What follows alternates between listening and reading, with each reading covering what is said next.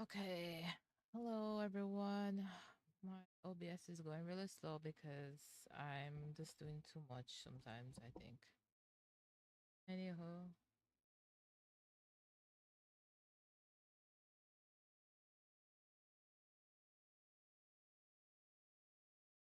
we're gonna all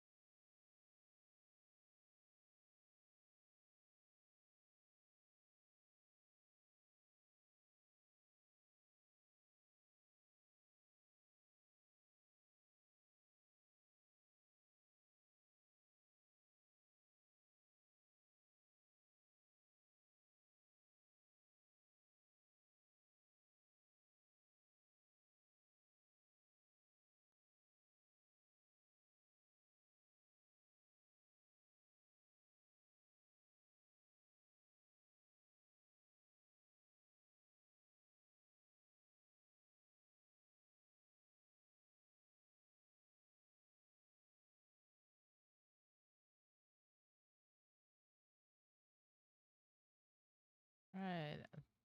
Let's see.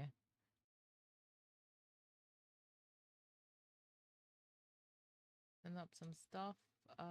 You know what? I did get rid of Spotify, but honestly, it's like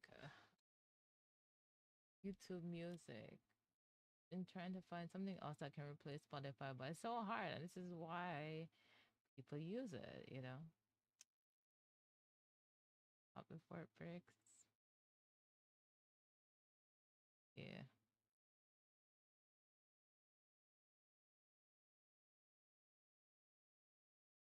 We're just gonna play lo-fi music.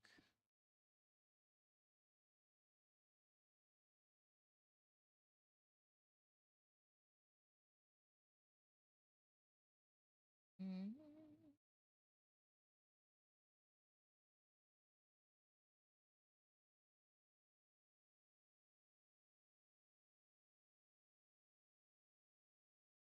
How dangerous is Jack Chitterelli? Donald Trump calls him God, 100% I can't MAGA. deal with them. Chitterelli Alright, let wants me an change the abortion ban in New goalpost so I Jersey don't have and to to hear the defund Planned music. Parenthood. Mikey Sherrill for governor. She'll protect our rights. What did I do before? Do you have a car? And do you have a clean driving record? Did you know you could pay as low as $19 a month in car insurance? How? It's super. Okay, so I won't be able to hear anything from the speaker. Skip this. Here.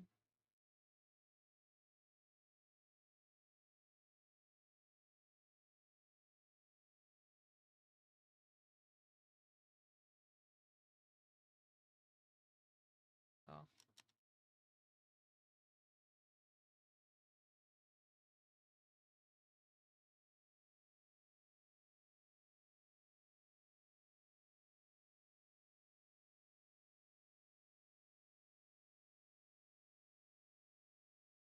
And we're gonna switch. Give me a second. Doo, doo, doo.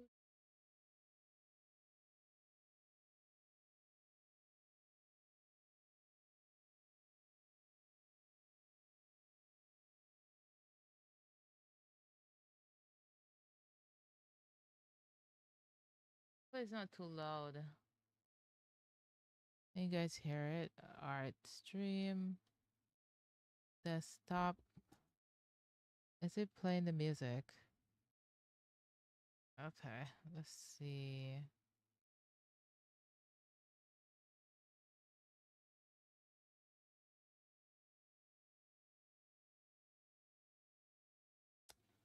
Uh, let me see.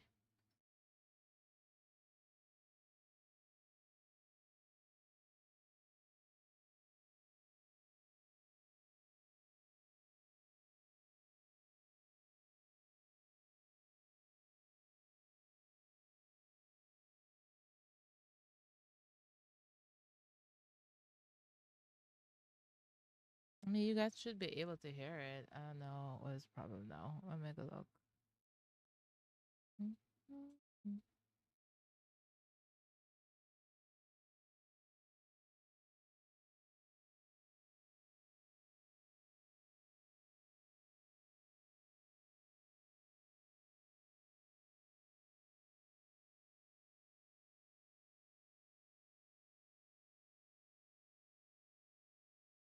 Oops, wrong one. Let me see.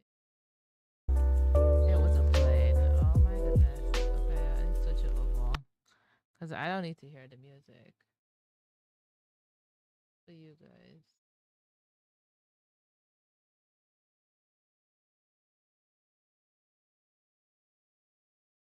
Let me see. Is it loud?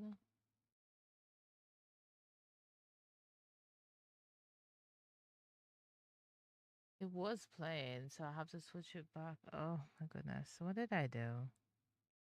Hold on.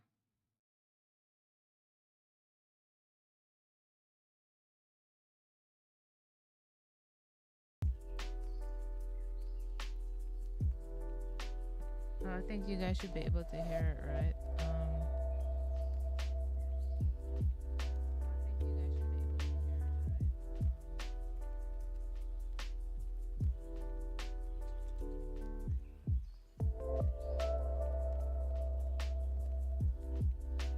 Should be working.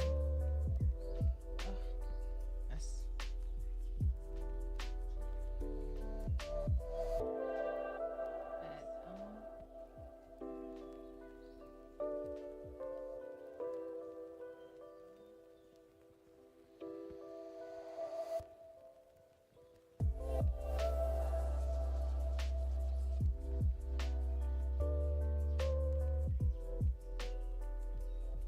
I'm actually really hungry, but I'm gonna wait because I have some. I'm making rice right now.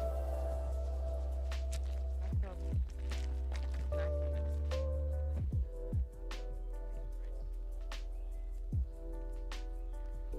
Tell me.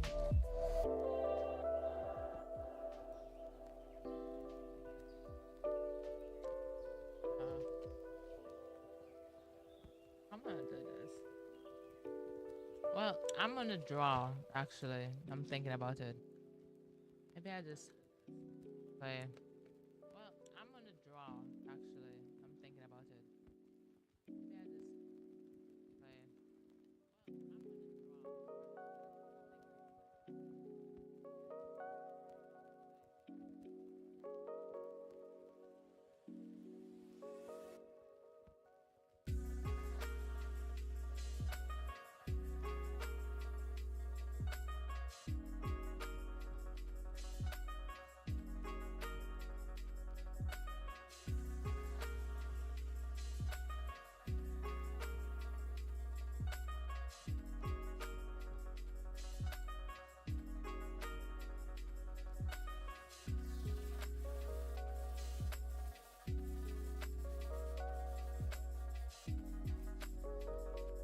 I don't even know what I have for my other.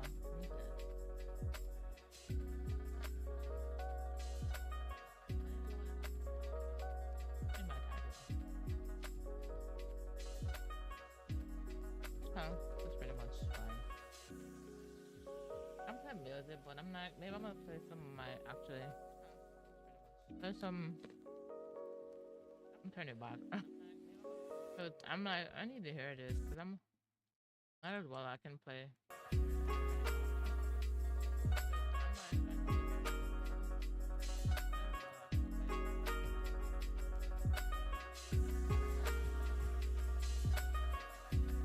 He plays more spooky stuff instead of crime, but I do like his storytelling. He plays more spooky stuff instead of crime, but I do like his. Yep. Oh wait, don't mute. Unmute this. Mute this song. Oh, that's it.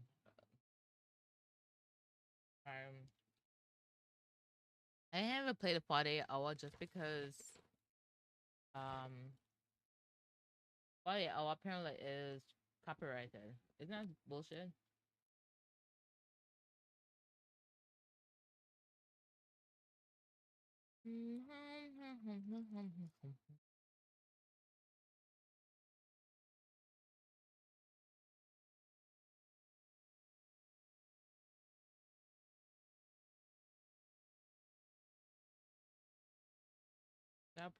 Okay. I got Oh, a he's back. feeling I something might as bad's well coming. use some of this. So I'll just turn this on. You Today's guys don't have to story hear is it. about 4 teenage friends who decide to go camping in this big, beautiful forest in Finland that's right near this huge lake.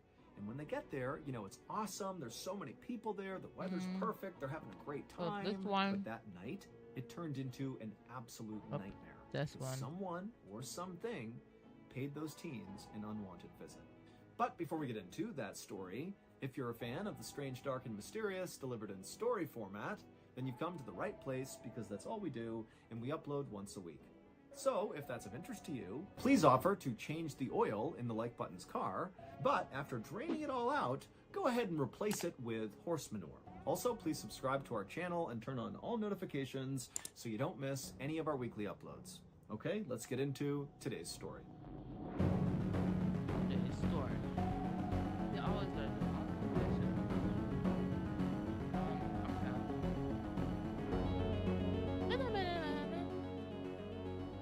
On the afternoon of June 4th, 1960, a 15-year-old girl named Mela Bjorklund climbed off the back of her boyfriend's motorcycle.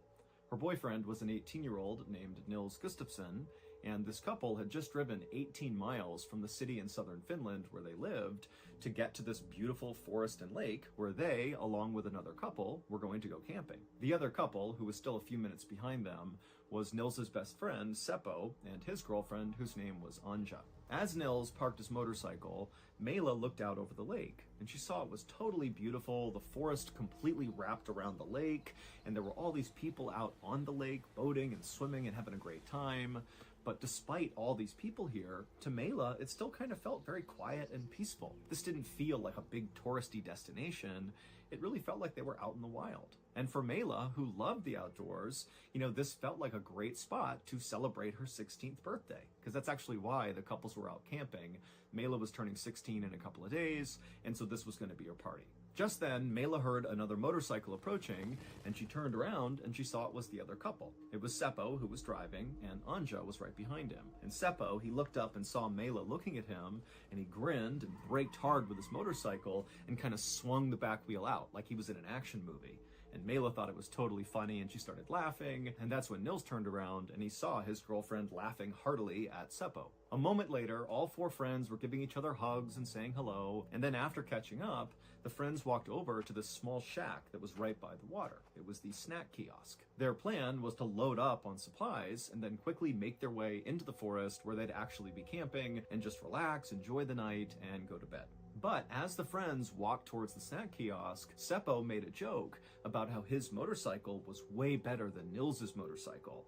And Mela, who was Nils's boyfriend, she laughed at this joke and thought it was really funny. But as she was laughing, she happened to look over at Nils, her own boyfriend, and she could tell, you know, he just looked upset, like he was scowling at her and also at Seppo. And immediately, Mela felt really bad because she was thinking, you know, maybe Nils thinks I'm flirting with Seppo by laughing at all of his jokes. And so Mela really did not want Nils to think anything was going on with her and Seppo because there was nothing going on. But when Mela looked over at Nils again to kind of confirm that he really did look mad, he didn't look mad. He was smiling and laughing again. And so Mela told herself, you know, she must have just imagined that Nils was never upset. It was all in her head. So Mela reached over and grabbed Nils's hand, and the two couples walked the rest of the way over to the kiosk. The snack kiosk was really just this little shack right near the beach, and then behind the shack was a small house where the owners of the snack kiosk lived. And as soon as they got up to the kiosk, Mela noticed the woman who was manning the kiosk had her back to them and didn't seem remotely interested in turning around and helping them get what they needed. And so Mela was just like, okay, hey, excuse me, we just want to buy something. And the woman at this point, she whipped her head around and she looked at Mela really angrily and just said, "What do you want?" And Mela, who was totally taken aback by this, she kind of mumbled an apology, not really even sure if she did something wrong or not. And then she asked the woman if they could just get a couple of beers and sodas and they'd be on their way. And as this is happening, Seppo and Anja, who were right behind Mela, they were just giggling the whole time because this woman's behavior was so bizarre and so unexpected, they just couldn't help themselves. So as the teenagers are giggling, this woman is bending down and getting the sodas and beer, and she's huffing really angrily like this is such a huge inconvenience, and then she just slammed them up on the counter. As the woman was punching in the total into the cash register, Mela found herself looking over at the house behind the shack where this woman presumably lived, and Mela noticed there were all these empty beer bottles that lined the front railing of the house. And so Mela figured, maybe this was a clue as to why this woman was so hostile. Any household that produced that many empty beer cans likely was not a very happy place to live. And so finally, the woman in the kiosk gave the teenagers their total, at which point Nils stepped forward and he actually paid for the stuff instead of Mela. And then as Nils and Mela grabbed the things they bought and were about to turn and leave, the woman in the kiosk kind of cleared her voice and she asked them, hey, are you camping out by the lake? And to Mela, it seemed like this woman was suddenly being really nice, maybe as a way to kind of make up for how rude she was when they first walked over. And so Mela put on a smile and told this woman that, we're staying out by the lake. We're really excited about it. Thanks for asking. But the woman did not seem happy to hear this. Instead, the woman kind of scowled and then told them that they better set their tent as far away from here as possible. None of the teenagers had any idea how to respond to this. So they just kind of stood there, and there was this really intense, awkward silence for a moment. And then the kiosk lady just began literally shooing the teenagers away, telling them to go, get out of here. And so finally the teenagers did turn around and started walking. But after walking pretty far away from the kiosk, they heard the kiosk woman yell out at them one more time. She basically yelled at them that her and her family had already had lots of trouble with wild teenagers in the past camping out around this lake. And so now she and her husband were totally sick of it. And so after the kiosk lady yelled out this final comment, Seppo and Nils and Anja, they just started laughing because it just seemed so absurd how disrespectful and awful this woman was being, to the point where it was comical. But Mela, she didn't think it was funny. She seemed mean and very angry, and it totally freaked Mela out. Jack Chitterelli protected predators and rapists, not your kids. He voted against stopping sex offenders from working teen night events. He even voted to protect parental rights for rapists. Jack Chitterelli should never be governor. Let's unpack a scary good Halloween. I would recognize this costume anywhere because this is one of my most iconic looks. Gonna take this one for a spin later on. See, it's not hard to be Christian. But just a couple of minutes later, the teens were back at their motorcycles, and Nils and Mela hopped on one, and Seppo and Anja hopped on the other, and then they began driving down this wooded path that would take them to their campsite. The ride to their campsite was a very short one, and where they were positioned was on this piece of land that sort of jutted out onto the lake. It was very heavily forested, and so it's this amazing view of the water, but it's very secluded in the trees. And so right away, Nils and Seppo, they parked their motorcycles up against the trees, they pulled out a simple canvas tent, and they strung it up between two birch trees, and then with their campsite all set up, they grabbed some beers, and the friends began to drink. And it didn't take long before Mela had totally forgotten about the kiosk woman and how awful she had been. After all, Mela had really been looking forward to this trip, and now she was here at the campsite, relaxing with her friends. I mean, this was great. Also, Mela was really excited about her relationship with Nils. It was a relatively new one, and it was obvious that, for once, her boyfriend was somebody who liked her as much as she liked him. And also, Nils was very handsome, and he was popular, and he had this dark brown hair that he combed straight up, and he always wore this leather jacket everywhere. And so Mela just really liked being around him. He was super cool and made her feel really grown up. After sitting around for about 30 minutes to an hour, just having a couple of drinks and swapping stories and kind of easing into their night, the friends eventually made their way down to the water, and they went swimming for a while, and they continued to drink down by the dock. And then when they were tired of swimming, the teens just laid on the dock and enjoyed looking out at the sunset. Even though actually in Finland at this time of the year, it's not really a sunset because the sun does not actually fully set. And so when this happens, these are known as white nights, which are very beautiful. I mean, it's kind of like this hazy glow in the sky from the sun not quite setting. And so on this night that the teens are out there on the dock, they had this beautiful, white night to look up at. And for Mela, she felt like this was the perfect birthday celebration. In fact, she would jot down in her diary later that night just how amazing everything was going and how much fun she was having with Nils and their friends. Finally, the teens were done down by the dock, so they grabbed their things, they went back up to the campsite, they dried off, they changed, and then all four of them piled into their one little tent to go to sleep. And eventually, all four of them would drift off to sleep, but then at some point in the middle of the night, Mela woke up. And she heard rustling sounds outside the tent, and so she wondered if, maybe one of the friends had gotten up, and so she sat up and looked out the tent, and she couldn't see anything. She just saw the kind of hazy night sky from the white night, and she couldn't really tell if everybody was inside the tent or not. But then suddenly, a dark, shadowy figure moved in front of the tent flap, the open tent flap. And so this shadowy figure totally blocked all the light that was coming into the tent from the white night. And then this shadowy figure looked into the tent, and they had these bright, glowing red eyes. And before Mela or anybody else in the tent could do anything, there was a snapping sound, and the tent fell down on top of them.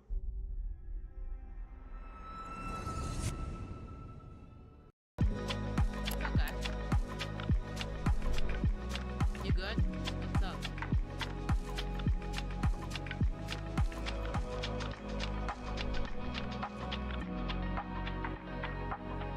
Did you just come from school or something, or what happened?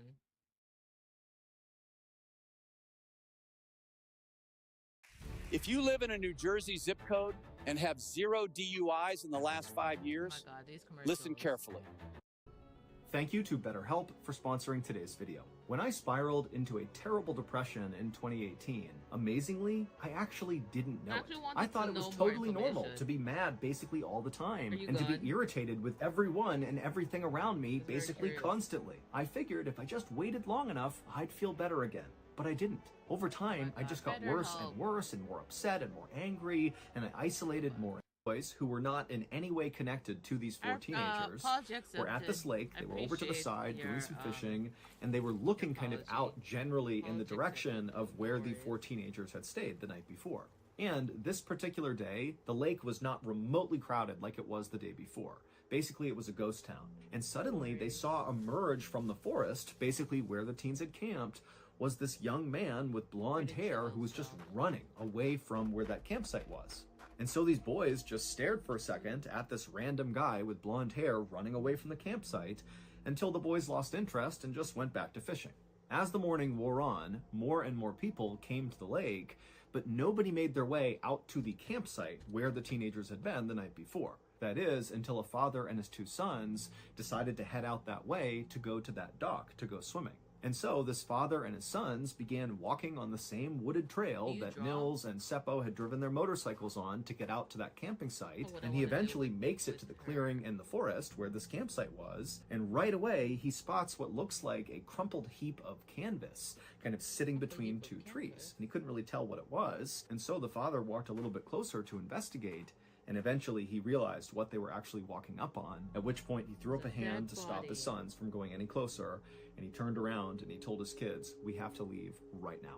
And so the father and his sons, they run back up that trail, they find a phone, and they call the police. When the police arrived at the lake just before noon, they would walk out to that campsite and they would see that crumpled heap of canvas, and then also in and around that crumpled heap were the four bodies of the four teenagers who had stayed there the night before.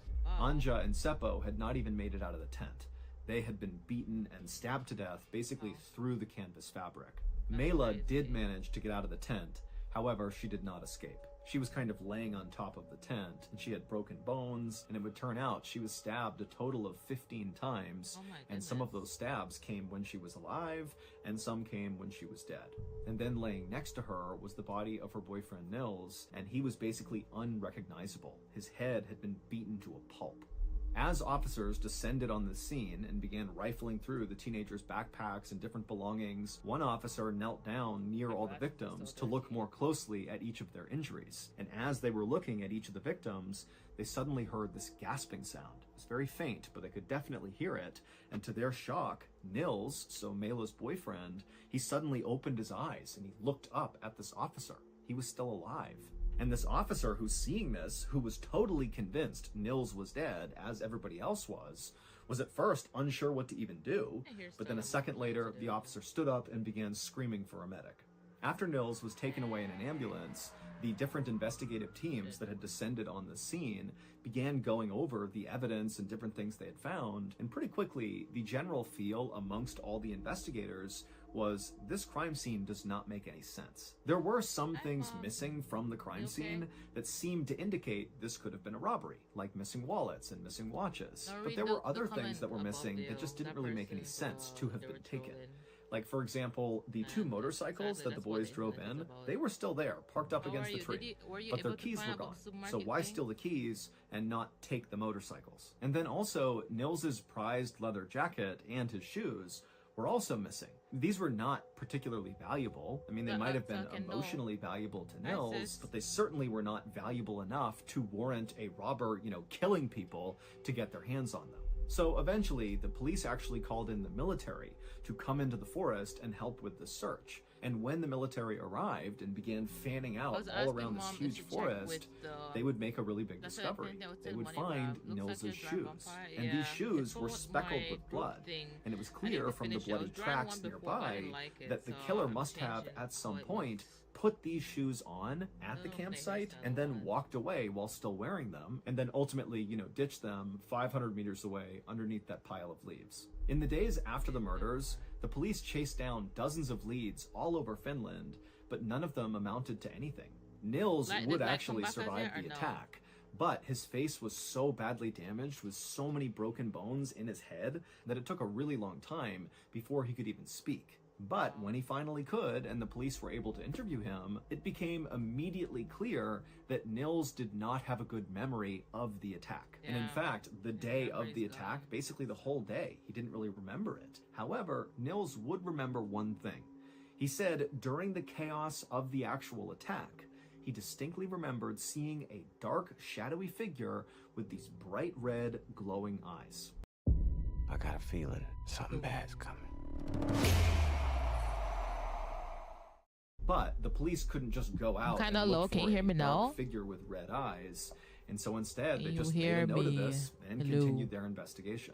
The only real lead the police got were from those two boys who were fishing out on the lake a day after the murders happened, where they saw that guy with blonde hair running away from where the teens had camped. Now, these two boys didn't know the significance of what they were seeing, but obviously when the news broke about the murders, they recalled seeing that guy right in the area where they now knew, that's where the murders had happened. And so the police created a composite sketch of, what the boys thought they saw, this blonde guy running, and they would send this sketch all over Finland, and they would ask people, to come forward if you've seen this guy. Loads and loads of people immediately came forward and said, yep, I've seen that guy. But it would turn out the police were getting loads of false reports because the sketch looked like lots of men in Finland. So this was not a unique enough sketch, Can you hear me? basically. However, there was one tip that came into police that did really stand out. The day after the murders happened, a man named Hans Osman checked into a hospital located about 13 miles away from where the lake was, where the murders happened. And this guy Hans, when he checks into the hospital, he starts complaining of having these really intense stomach pains. But the doctors don't believe him because Hans actually just appears to be very drunk and very aggressive. First of all, he looked exactly like the police composite sketch of the blonde running guy. Like he was that guy. He does and look also, like him. Hans was filthy. He was covered in dirt and mud, and there was all this dirt kind of embedded in his fingernails like he had been digging with his hands. And he also had all these red stains all over his clothes that he refused to explain.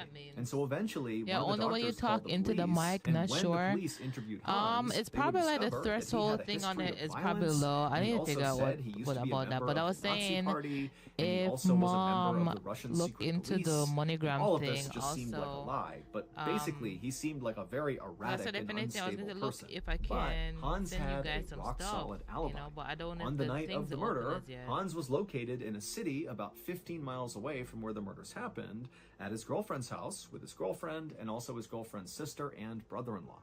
And so as much as they wanted Hans to be their guy, the police learned, obviously he's not. And this was basically how the entire investigation went. The police would interview over 4,000 people, but despite all that, they still could not figure out who did this. And so slowly, the case went cold.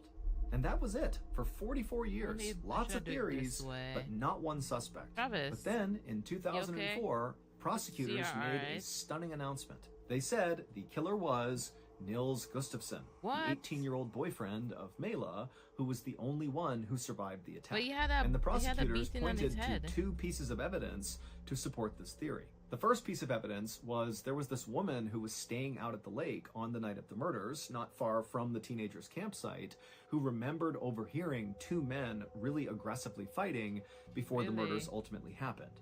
Prosecutors hypothesized that mic what kind that of low. woman Why do you keep overheard telling me that? was Okay, I Nils don't and know. Seppo fighting with Is each this other. too low? That Nils was Turn mad at Seppo about something Is this to do better with now? Nils' girlfriend Mela. You know, Is this perhaps he better? really was upset. Lou. It seemed like Mela was flirting with Seppo, and so Nils felt betrayed. But you know, something was happening. Maybe because the there where video these two playing. young I can men turn on the were fighting video. over a girl. Is it In the loud? prosecutor's eyes, this would also explain why Mela had been stabbed so many times. Wow. It Okay, is that basically better? Nils must have been I turned so down furious the about music, whatever was the happening video. between Mela and Is the video Seppo, still loud? and then, you know, his rage took over and he really took it out on his girlfriend. The second piece Wow, of so evidence he the killed prosecutors used to them, support but how this idea he that was Nils and the it killer we're not getting he were was Nils's knocked out. shoes, which were found under those leaves about 500 meters away from You the good? campsite. The prosecutor said there was blood on the shoes, but not in the shoes. And none of the blood that were on these shoes. I'm belonged listening Nils. to like crime So stories prosecutors basically say because it that helped him to draw shows better. Nils Like murdered it his helped me to friends while wearing his function. shoes, and then, you know, ran You can hear away now? from Oh, the okay. campsite and ditched those shoes to hide You them good, Travis? underneath those leaves. And then he came back to the campsite and inflicted those horrible injuries on So himself. apparently to these make it seem kids, like he these also teenagers did went that. to a campsite So in the and end, Nils, everybody's dead 44 except years one after the person, fact, but he's really got badly arrested for hurt. these murders. And at the time he was arrested, Nils was 62 years old. He was working as a bus driver. Oh, he was and he was 62? married Can you with kids. imagine? But at Nils's trial, he absolutely maintained his innocence and did But I not don't waver understand from how the he was the story one that one did bit. it. When they He found basically him, said, he "Look, was I like can't remember all the details he was like of that day. I beaten don't really remember the badly attack very and he well. was in I a don't really know coma what we and did stuff leading like that. I up think to he it, what killed them. happened after it. They said that What it's I him do killed remember them, but is he I said he doesn't saw a remember. dark, shadowy figure And then top of with it glowing too, red eyes. That's he all was I know. also hurt. And the Like jury when they found him, completely he was believed him, and he was bloodied. easily acquitted. And in the I think end, I heard that Finland story. would even Really? give him a huge Never heard monetary of the story settlement before. for his mental suffering.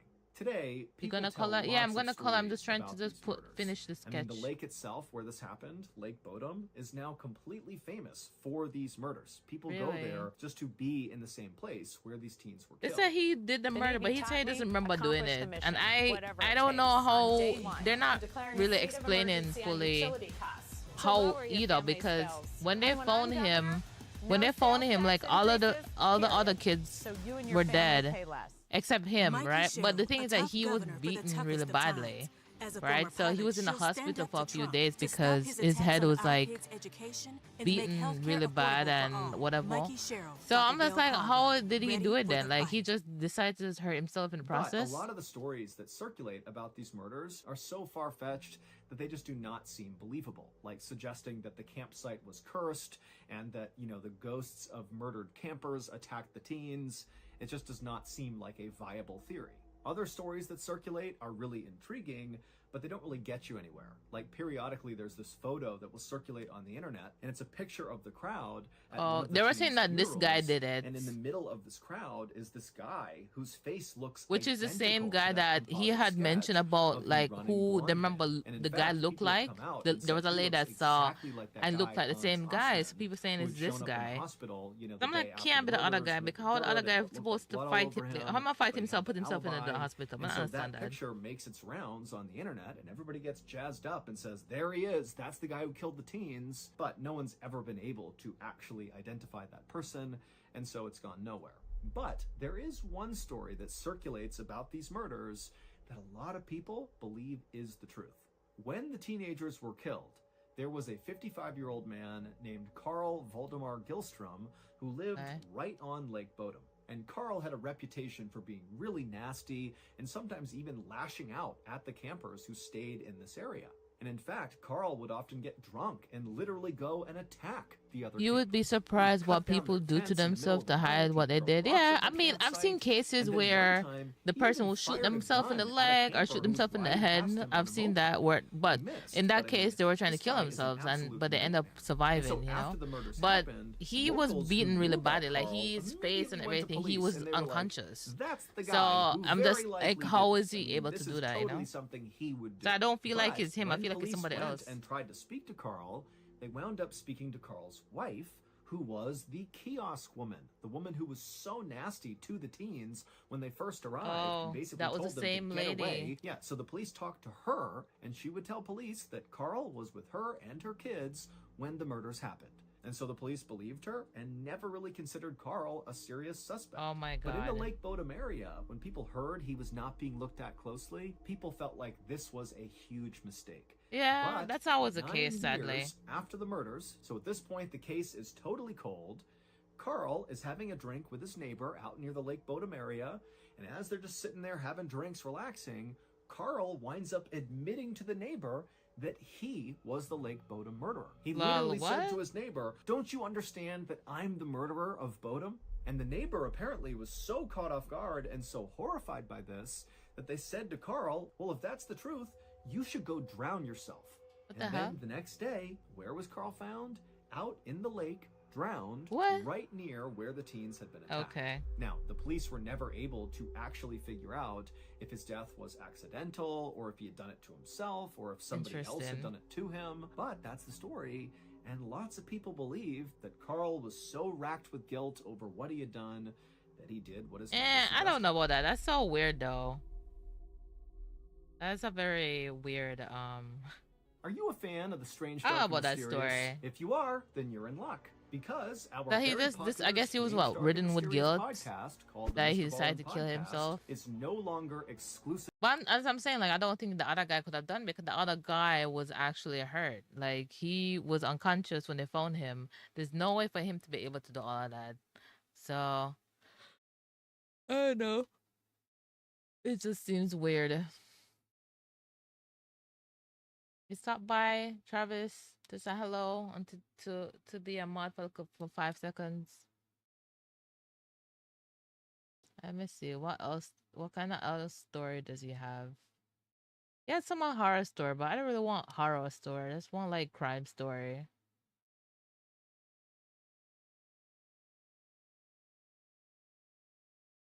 Let's see Have you this. ever wondered what happens when you die?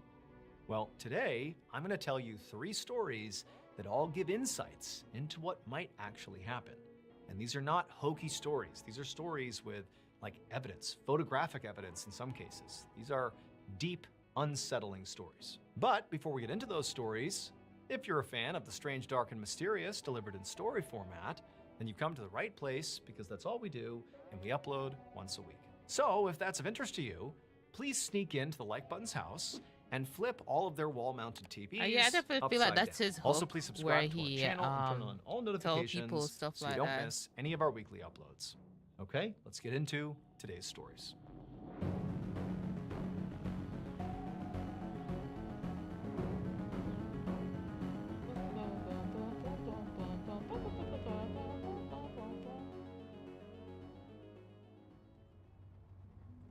On the evening of December 27th, Are you gonna be home?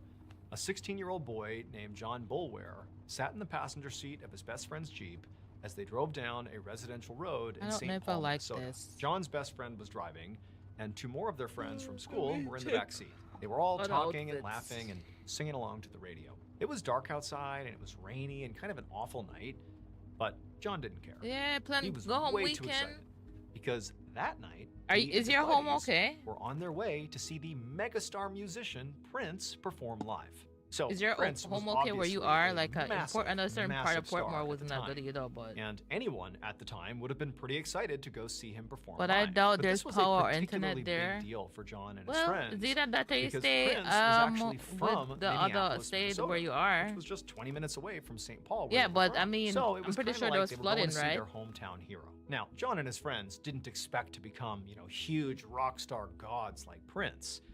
But there was just something about seeing, this hometown guy achieve his dreams on an international scale. It was just really inspiring. And so again, John and his friends are just home so fine? stoked about this concert, like they can't wait to get there. And so John, with all this excitement, he turns around to talk to his friends in the backseat about this concert and how great it's gonna be. But right as he turns around, he hears a loud screeching sound, and he whips his head back around just in time to see the headlights of the car. Didn't get me because I straight towards. Nice try. Flooding don't really affect Portland. More so and landslide. everything goes dark. But yeah, where I live is fine. Later, Oh, a St. okay. Paul police officer named Brian Coyle and his patrol Maybe partner pulled up better behind than the now wrecked nothing. Jeep. They'd been on their regular patrol when they'd gotten a call about the car crash. Now, the call hadn't come from anybody in the crash, so they really didn't know what to expect. Now, when Coyle stepped out of his own car and walked towards the wreck, you know, it was raining and dark out, and, you know, the visibility wasn't great, but right away, he saw there were 3 teenagers who were standing upright outside of the car. Now, they looked pretty shaken up, and they visibly had some cuts on their body, but, you know, overall, his assessment was they were basically okay. And so while Coyle's partner went to go examine the wreck itself, yeah, Coyle like where we walked live up as to well these is fine. It's and one just of them, like through leakage. tears, explained to Coyle that he had been driving, and he said he had been just going too fast, and he tried to take a sharp turn, and he hydroplaned, lost control, and they hit the tree.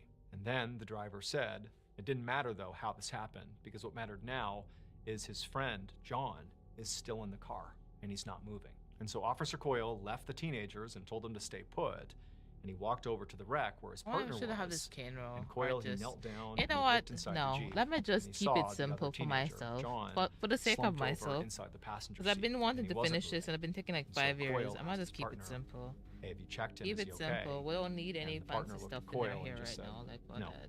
he's dead. And so Officer Coyle took a deep breath, and while his partner called for backup and taped off So the just scene, did this. Coyle went back to John's friends and broke the news as gently as he could.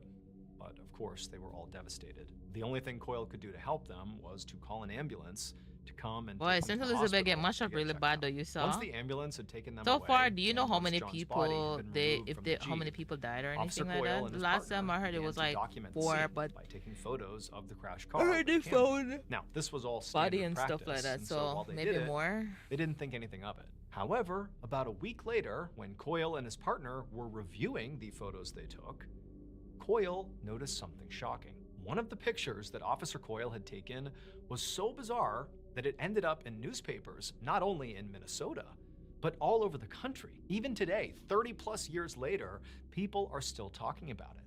And when you see this photo, you'll understand why. This is the photograph. I think I And if remember you look at seeing the this top photo. right, Oh, above wow. the Jeep's open door, you'll see something that could just be a flash of light, but to Officer Coyle and so many others who've looked at this photograph, they say that weird apparition-looking thing above the Jeep looks eerily similar to John Boulware's face, the 16-year-old victim of the car crash. And it almost looks like this photograph captured like the moment of John's spirit departing Earth, like it's showing his final moment in life, like when he died, screaming as the car is about to crash into this tree.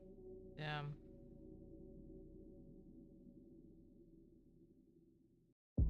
I got a feeling something bad's coming. Not sure the amount. So where they have you stationed now then? You get to go home for the weekend, but what they have you doing? One evening in the summer of 1974, a 60-year-old doctor named Julian Kirchick sat beside his backyard pool at his home in Old Westbury, New York, which is a suburb of New York City. It was a So they quiet, don't have you sunny doing day, anything then? and Dr. Kirchick was I glad to have some time to relax. did you not have you He was a surgeon patrolling at or a local something? hospital, and he also had a wife and 4 children, so it was not often that he got a moment of peace to himself. And so Dr. Kirchick leaned back in his seat and closed his eyes and tried to relax for a second, when all of a sudden he heard something rustle in the bushes nearby. Now at first he just figured it must be a squirrel or a bird or something, so he didn't even bother opening his eyes, like this is just nature, it's fine. But this rustling sound persisted, and it just wouldn't stop. And so eventually, Dr. Kirchick did open his eyes, and he got up out of his chair to go see what was going on. Now, these bushes were like 20 feet away from the doctor, and so in order to truly investigate, he had to get up and actually walk over them. Regular And so he duty. gets up, and he takes a few Okay. steps when he suddenly freezes. Because now, when he's looking at the bushes, he sees there is someone standing, basically in the bushes, a person. But he realized this person was not a normal looking person. The person was wearing what appeared to be this dark, long robe that covered their whole body. And in fact, the robe kind of obscured their face. It was like they were this dark presence just standing there in the middle of these bushes. And so Dr. Kerchik is just frozen, having no idea how to react to this. I mean, does he call out for help? Does he, chase this guy out of his yard? Like, what does he do here? And as he's standing there transfixed, this person in the robe extends one of their arms, this long, skinny arm, and kind of begins to beckon Dr. Kerchik towards them. And Dr. Kerchik went from being sort of startled to being terrified. This figure basically looked like they the were Grim sending Reaper. me home Wednesday, but like didn't make now sense the Grim Reaper fight is beckoning him to come with him, to come die, basically. That was the feeling he suddenly had. And it was unbelievably overwhelming. And so Dr. Kerchik is staring, horrified. He blinks for a second, and the man is gone. Over the next few days, Dr. Kerchik that makes sense. I mean, you know what? It's a lot, so. I mean, really, it felt like he had just witnessed the Grim Reaper. I saw that in Bug Walk too, like there was a landslide, so a lot of the stuff is blocked. Like he was signaling to Dr. Kerchik that his time on Earth had come to an end, that his death was imminent. That's what Dr. Kerchik is thinking. But Dr. Kerchik, he's a surgeon. He's a man of science and reason, and he can't understand how this could have happened. I mean, even if it was just a hallucination, it was so vivid. It was so visceral. Like, how could this be? What's going on with him? But the problem Dr. Kerchik had was, who's he going to talk to about this? Hey, by the way, I saw the Grim Reaper, and now I'm worried I'm going to die soon. Or maybe somebody in my family's going to die soon, or a patient is going to die soon. Like, who's going to have that conversation with him? But at the same time that he was feeling increasingly isolated because of this, whatever he saw, he couldn't help but feel like it was real, and it was driving him mad. Like, I'm not doing anything, and something bad is imminent. What do I do? And so for months, Dr. Kerchik just carried this incredible weight with him everywhere he went, like this constant sense of unease until October of 1974. Coming up, I made rice. Got sick. And there's chicken there. I mean, if you're hungry. If not, I'm gonna eat soon. So I made rice, and I'm like, I got some bad you're news. so funny. That day, Dr. Kerchik was diagnosed with an incurable form of blood cancer. Oh my God, Travis, cover your eyes. He was not totally surprised, because for him, this sort of felt like a validation of what he'd already seen. Death, the Grim Reaper, had been calling him. Now, Dr. Kerchik knew why. Dr. Kerchik would share his story with newspapers, which is how we know about it today. And shortly after sharing his story, he died. Dr. Kerchik would die. Wow. Well, I say don't fucking go around place telling people about the Grim Reaper. He won't come for you. In the last 5 years, I know you are a big chef. I was an insurance agent for 30 years. And what I'm about to tell you could save you up to 80% on your auto insurance. I have no choice. Here's what the industry doesn't Listen, want you to know. when your sister can have money for get a chef, out of any state in the country. Just As we all know from the recent 2025 league, insurance companies are now in trouble done for with them overcharging days New Jersey drivers by as much as 80% Not cooking. for the same coverage. Never. We call drivers in this state Never gold again. tier clients, the ones we'd fight to keep because of inflated commissions. But here's the dirty secret. If you're in New Jersey, they won't let you know you can lower your rate now, and they're happy to keep overcharging you. My neighbor Jessica from Newark, yeah, these commercials. was paying $108. That sounds like a better meal dying to the Grim Reaper. What a chuck. What a chuck. Brand new limited time merch items on our site. We have the brand new signature. Oh shit, I pressed something by accident. Lol, I made it fast though. Probably I should. Wait, why is he talking fast? It's on normal. Black version, and also we have the what you find easy to cook, where it's like your go-to food. Go-to food, we call it air fryer. So I would do like chicken, like roast chicken. So I just season the chicken and then like stuck it in the air fryer for like 20 minutes or something. And rice cooker, so can make rice. That's like the easiest thing. So I mean, if I want to go easy, I'll be like rice cooker and like tortilla or something. So James, number 1. On the afternoon of Sunday, August 27th, 2000, a 50-year-old husband and father, Travis eyes. Bruce Travis, cover your Leninger, eyes, Travis. sat in his living room in Lafayette, Louisiana. But yeah, He I and mean, his I heard that wife bug and his walk, it 2-year-old was son, James, have had just gotten landslide. home from church, I and mean, now Bruce was just trying to the relax. airport However, and the it was proving hospital very was shit. difficult to Like relax some of the because schools are as Bruce was broken. trying to Like sit on the couch and just kind of close his that's some eyes for rough a second, stuff, man. his son, I'm James, sure the kids the are 2-year-old, enjoying it though. The has kids are like, his toy we plane, know his favorite toy school plane, and he is tortilla, like repeatedly it's like a roti, but they smashing call it into the tortilla coffee here. table Like, as so loud as he it's can, similar, saying, but it's "Plane not crash, necessarily plane made crash, plane crash." made And while of course, is the like, same you know, way. James is So a kid, tortilla he's gonna be is kind of loud like a and roti, noisy and but obnoxious, flat. that's what Just kids do. very flat. That's it. But for Bruce, he's While watching his roti's son more do like this, pico, and he you couldn't know? help but be really concerned because lately, like over the past few months, James had become unnaturally fixated not on planes, but on plane crashes. And even more specifically, Ooh. James had begun having these recurring nightmares, like 4 or 5 times a week, where he'd James. wake up terrified and he would say he, James, had just been in a horrible fiery plane crash. And it was like every night. That was the nightmare. And it was like Bruce and his wife didn't even know what to make of this. Like, where's he getting this from? James was a pretty sheltered kid. Like, he wasn't being exposed to, you know, horrible plane crashes, either in movies or TV shows or books. I mean, he's a 2-year-old. James is a It just made no pansy. sense that he was having this recurring nightmare. But what made it even more kind of unsettling is that James wasn't just fixated on the plane crash aspect of this nightmare. He also began to tell Bruce and his wife these weird details about the plane crash, because it was always the same plane crash in his nightmare. Really? He began telling his parents that the Japanese shot me down. And Bruce and his wife are like, what is he referencing? Like, is this a Something's been World War mashed II up. Yeah, man. reference? Something's But been mashed again, up bad. He's 2. Like, developmentally, it's not Like, something he would say. boy, even if one he thing was I'm also exposed gonna to know it. is that Like, it just mosquito didn't go make and any kill them sense. because Now, over boy, the past beer few months that water, this behavior had really ramped up. mosquito them gonna Bruce and his bite wife them up had like boy. And then it's all. Did you see the videos of them jumping in the water? I'm just like thinking to myself, I'm like, y'all know, so the water, dirty water, and I'm swimming in right now. Also, do you guys like my new emote? Look at that, isn't it cute? I made that. I made that shit. Yeah. Okay, that's all. I know what a tortilla is. I thought you meant something else. So what you asked me that? What else would that mean? Just you say you know what it mean? You know what it is? I don't. There's nothing else. I don't have any other magical thing. You know.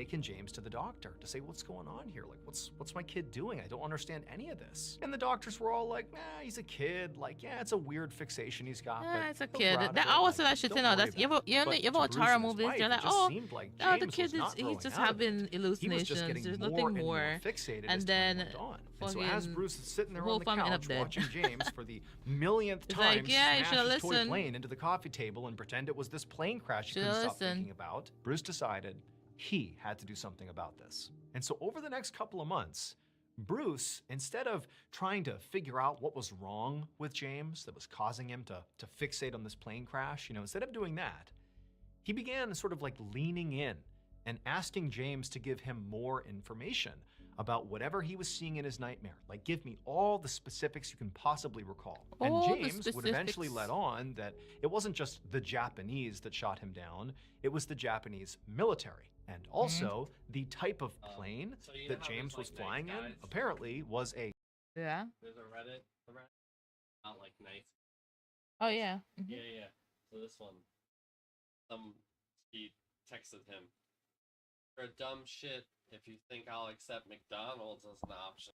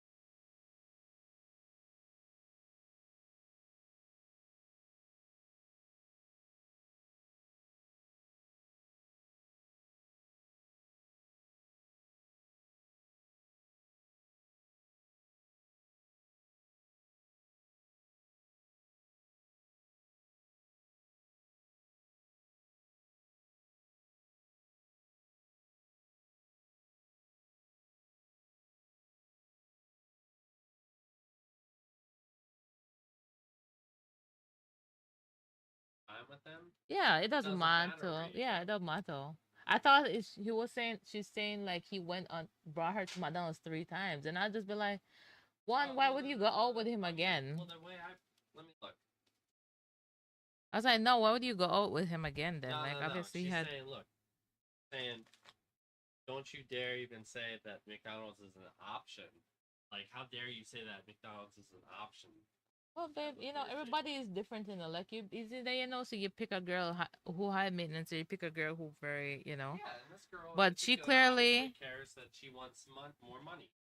More money, but also like, She but does not care about the but guy. if she cares about what he has. yeah, and I'm saying like if she, that's what she thinks, doesn't then have enough for her. yeah, so she just go about her business then. She don't need to be like an asshole about it.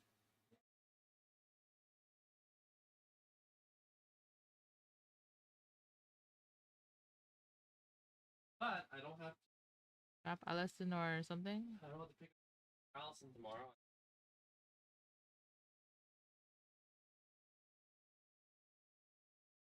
Like, you have Zelle? Yeah. And I was like, no, I don't have Zelle. She's like, I can get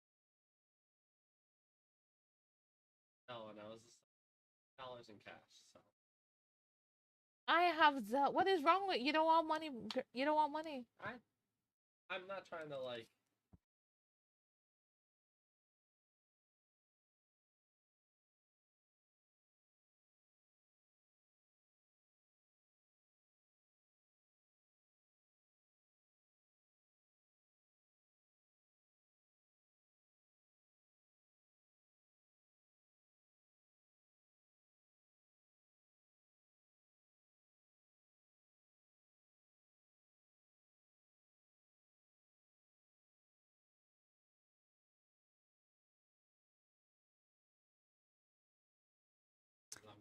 Hi sis, I still come back going down the road. Okay, no, you said the rice cooker or the tortilla. I thought it was some kind of mix up. No. Also, I asked Mama, is the MoneyGram open? I need to know. If you need me to send money, you tell me. I would say watch out about such. Like, I know your mom needs some, but make sure that you. Like, I feel like time like this, like, and people be scamming. So you might go to the MoneyGram, and when she goes to get it, they might be like, "Oh, there's an extra." That's what I tell her to check first. Yeah. So I tell her to check first, and then I send it on the phone, because when I go there in person, they charge me more money. When I do it on the phone, it's $5, but when I go there, it's $9. Okay. Just have your mom check it, so like she knows that like it doesn't show up, and then they say, "Oh well, we're not gonna pay this extra." Yeah, no, so just waiting. Because people be scamming. He says, I love dogs. Corsair airplane. Bruce had never heard of that before, and again, he's looking at his 2-year-old son, thinking, how do you even know what a Corsair airplane is? But nonetheless, that's what James said. And so Bruce doesn't know what to do with this information. I think I've heard of this again, story. He's just trying to learn. And so in November of that year, Bruce found himself sitting in the living room, and he had this World War II coffee table book that he'd actually purchased for his father, but he hadn't given it to him yet. And he saw James, playing with his plane, smashing it into the coffee table. And Bruce, he grabs this coffee table book full of pictures of pilots in combat and war, and he flips to pictures of pilots from World War II. Because now, Bruce is thinking, maybe my son somehow is imagining a scene from World War II. A pilot has crashed in World War II, the Japanese military shot them down, I don't know. No idea how he got this image, but that could be what he's thinking about. And so he's like, well, maybe I'll just start looking at pictures from World War II of pilots, and maybe somehow or another James will look at this and something will click for him. Bruce really didn't know what he was trying to get out of this, but either way, he called James over and he shows him this book. And he's like, James, do you recognize any of these planes? Like, are any of these planes the Corsair plane that you flew, in your dream? Is any of this stuff sort of lining up with your dream?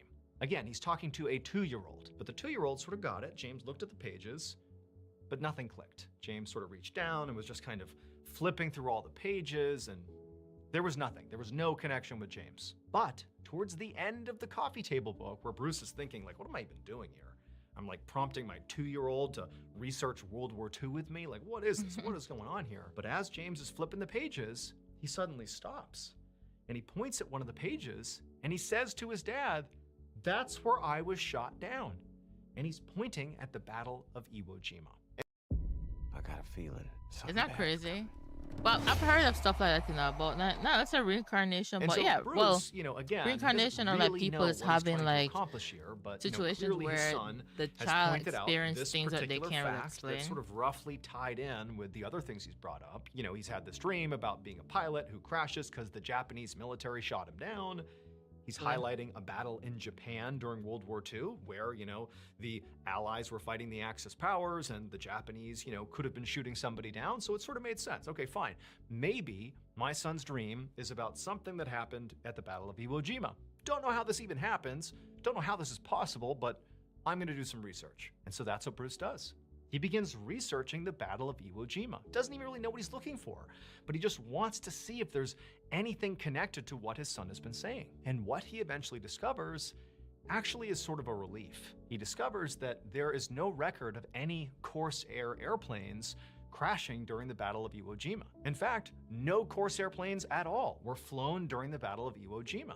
And his son James had been saying specifically, "I flew a Corsair plane." Like that was the plane that crashed. And so he's thinking, okay, there's a hole in my son's story. Like he clearly must have latched on to some event somehow. Well, we all Somebody know said that it to him, majority he heard of it, whatever war it is, stuff and and in his everything 2-year-old got mind, like he sort of warped it, documented. So and that's what he believes happened, but it's not real.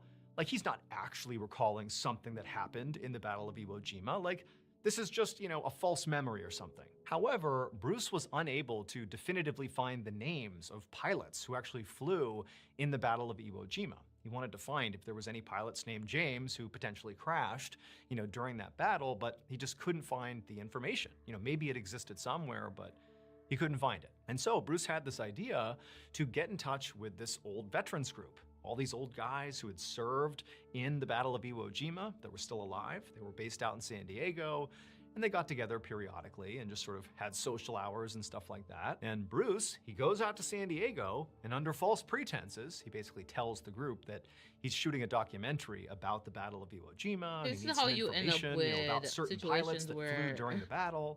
Where He goes out like there, you he find goes out, to like, one of their certain social things events, haunted and shit, and he because begins it's like, asking in a around, way, asking if anybody knew about any pilots gotta named go James into that. But I guess who were that shot would be down me. I would be during like, the huh. Battle of Iwo Jima. And basically all the men he talked to directed him to go talk to the group's historian, this one guy who kind of had all the information about what had happened during this battle. And so Bruce goes over to this guy and he starts asking him questions about, you know, any pilots that, you know, were shot down during the battle, do you know? And the historian, he tells Bruce that, you know, during that battle, virtually no planes were shot down. However, there was one plane that was shot down. A single US Air Force pilot was shot down during the Battle of Iwo Jima, and he was killed. And that pilot's name was James Houston Jr. Wow. Bruce couldn't help but be truly shocked that the only pilot shot down during the Battle of Iwo Jima happened to be named James. Like, that just seemed like a coincidence that couldn't be possible, considering what his son was saying. And so suddenly, Bruce doesn't know what to make of this information he's been given. For so long, his 2-year-old son, named James, has been talking about how in his dream he's been shot down by the Japanese military during the Battle of Iwo Jima. And now he's being told there was a single pilot shot down in real life during the Battle of Iwo Jima, and his name was James?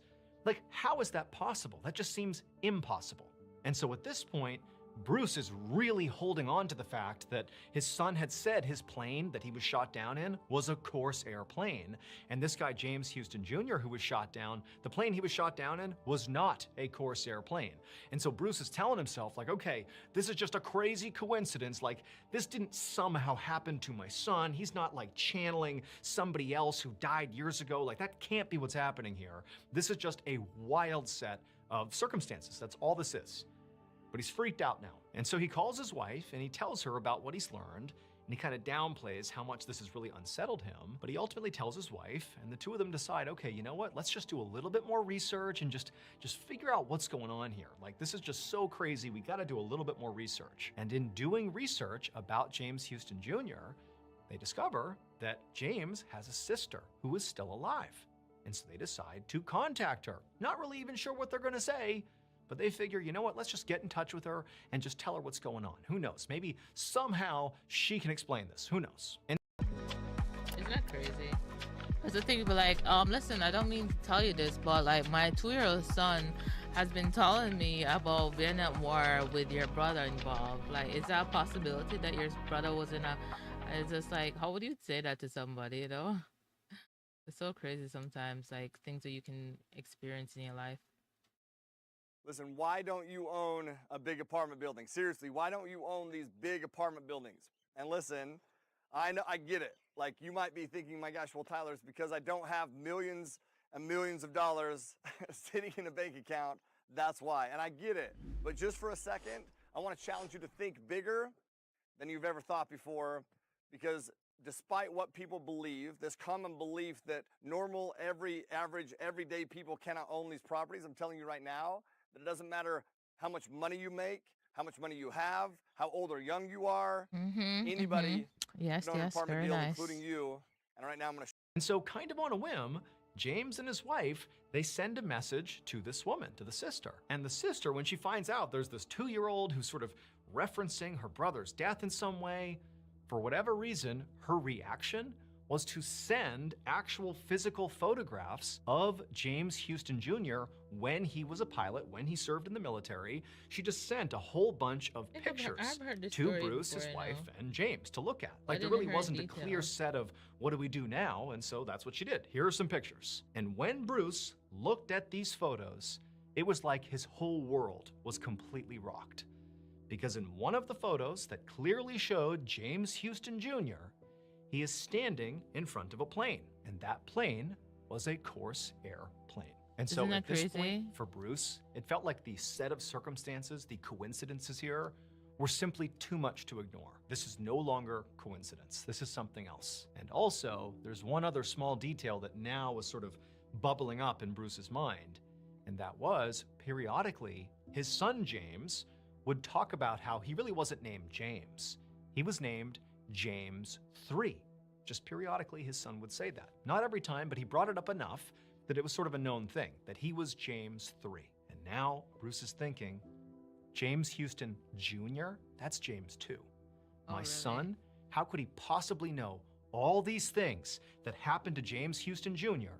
if he was not James 3, James Houston Jr.'s reincarnated soul? Bruce would eventually take his son's story to the news, and the family would film a primetime segment on ABC about it. James was soon invited to the Battle of Iwo Jima Veterans Reunion, where he would shock the group with his knowledge of the battle. James also met James Houston Jr.'s sister, and when he did, he called her by a nickname that only her late brother ever that's used. so crazy. After that, even she was convinced that her brother's spirit had come back to Earth in James 3. If reincarnation is real, James's story is one of the most credible and well-documented cases in history. Yep. I do believe in like reincarnation. Thank you so much for watching. Let me know what you thought of today's episode in the comments. It's hard to and say remember, that those things we have can't exist hundreds when of you don't videos have for you to powers binge yourself right to now. say otherwise. And But that's if you're why looking people for a like, recommendation from yeah, me well, of those that things are one just like, video how that's do you worth know? your You time, don't know that. well, it's this one right here. So give it a watch. All right, until next time, see ya. Jack Chitterelli is 100% MAGA and wants to do what Donald Trump has done, like cutting health care from 300,000 in Jersey. Mikey Sherrill will stand up for us. Vote by November 4th. This is the bariatric gelatin bedtime recipe that took me from 198 to 147 in just weeks. It's natural, simple, has zero side effects, and takes less than a minute to make. No $2,000 injections needed. Just one glass of this gelatin trick before bed, and I'm Oh pretty my sure you already God, have these everything you need in your commercials. kitchen. Well, that is really cool. That last one. I've heard the story before, but not fully. You know, so.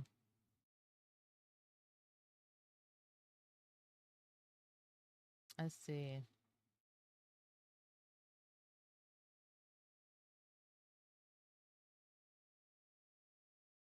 Let's see if we can find a different one.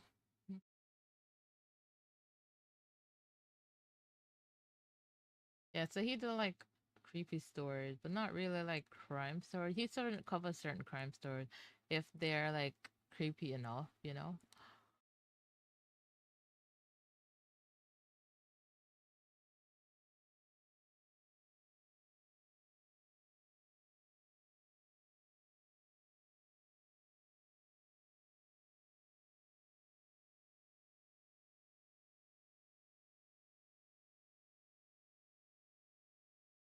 Let's see.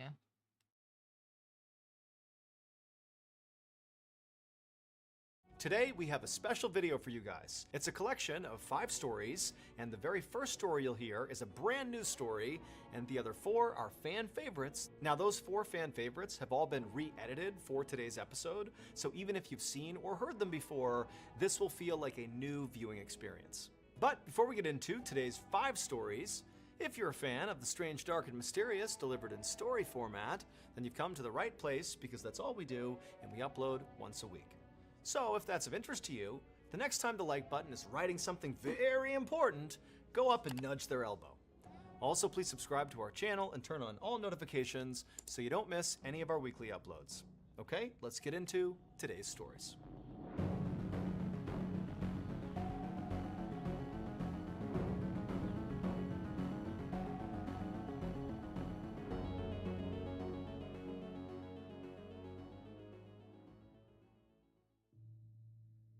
On the morning of September 15th, 2016, an 80-year-old widow named Rita Wolfenson shuffled her way into her kitchen inside of her brick home in Brooklyn, New York. However, Rita was basically blind, and as she made her way into the kitchen, she walked past her table and her foot caught a basket of newspapers in the ground, and it caused her to stumble and fall to the floor. And the second she hit the ground, she heard a pop. And the second she heard that pop, she felt a shooting pain in her hip, and she knew right away, very likely her hip was broken.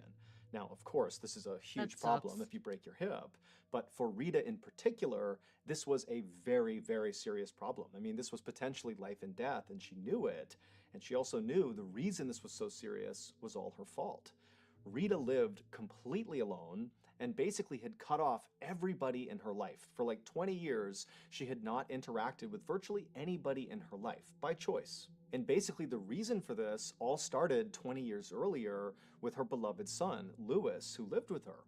But for some reason, 20 years ago, so basically right at the time when she cut off her whole family and all her friends, her son Louis just kind of inexplicably packed up and left her house without saying anything, and then she never heard from him again. And so suddenly losing her son for reasons unknown sent Rita into this spiraling depression, and the way she coped with it was basically cutting off the entire world around her. That's sad. And she just lived in this house, totally isolated, totally alone.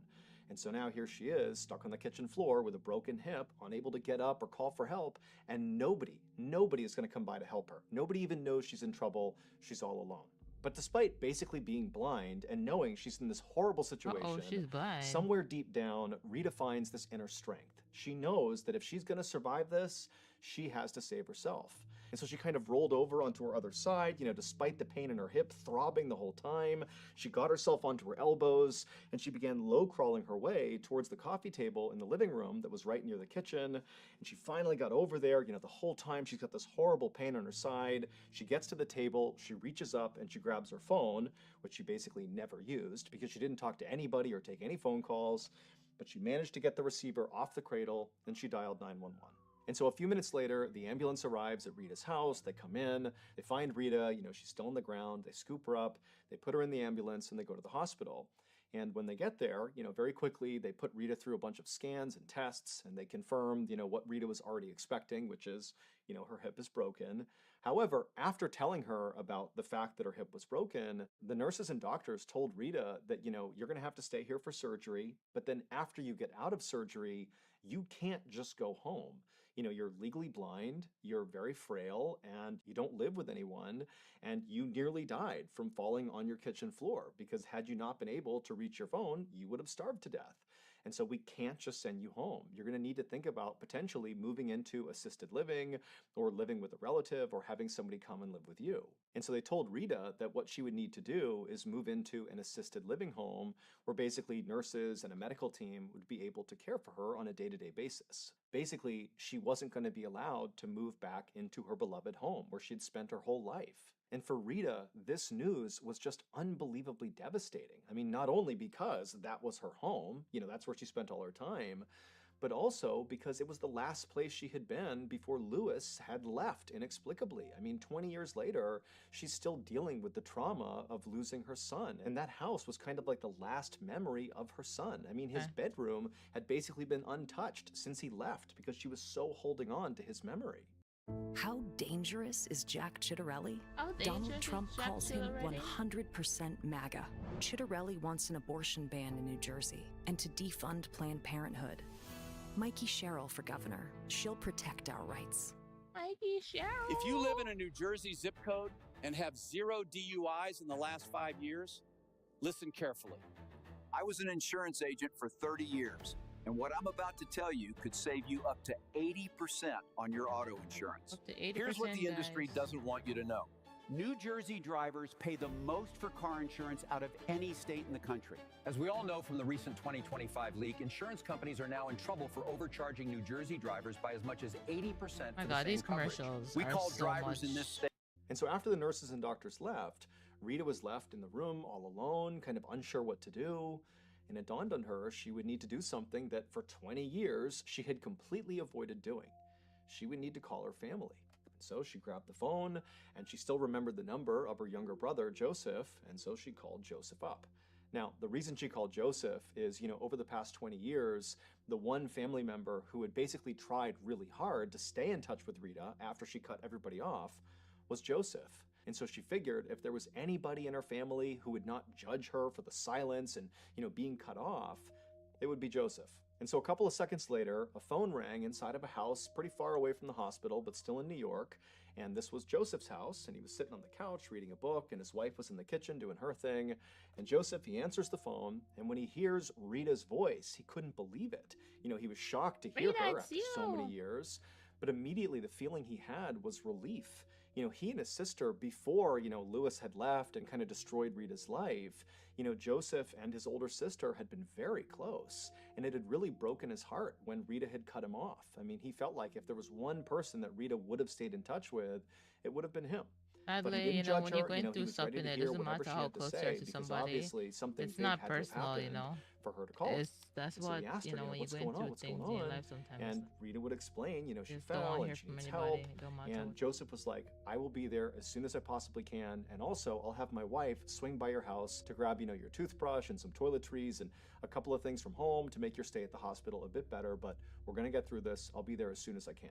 A few hours later, as Joseph was making his way to the hospital to see Rita, Joseph's wife was on her way to Rita's house to pick up her things. And so she pulled up in front of the house and she looked up at the big brick house and it looked the same as it had, 10, 20 years ago.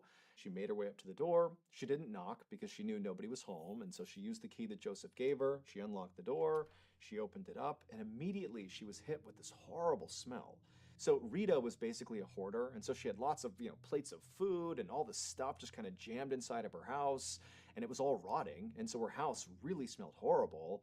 Not to mention, Rita basically never went outside. Remember, she kind of was a hermit for the past 20 years. And so Joseph's wife was kind of bracing for a pretty disgusting living situation, but this was far more repulsive than even she had braced for.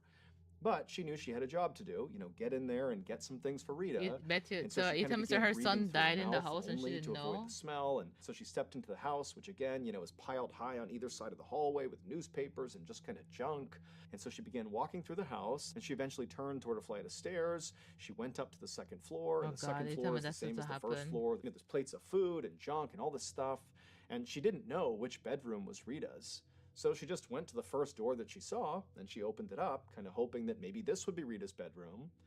But the second she opened up that door, not only was she hit with more horrible smells, but she saw something in this room that she was not braced for. Yeah. Something that terrified So her. you to tell me the the point where son she died and shut she the door, didn't turned know? around, Oh, and no. sprinted out of the house, practically screaming. And then as soon as she was Oh, outside, that's unfortunate. she dialed 911.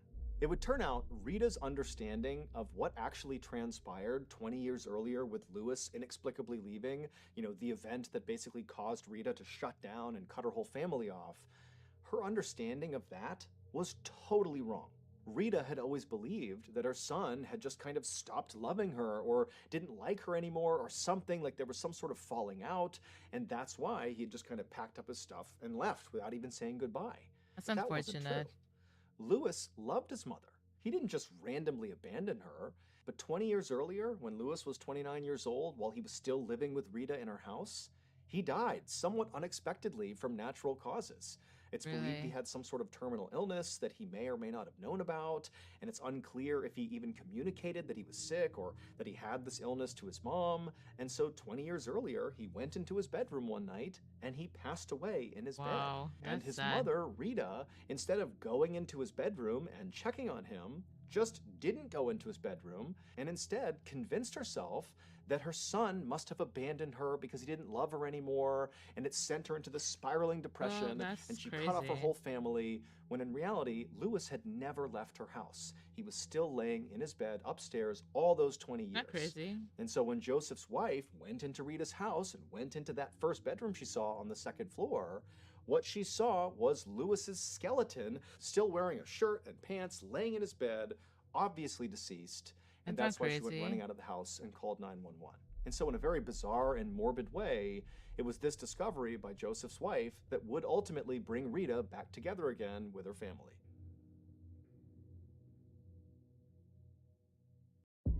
I got a feeling something bad's coming. Not crazy.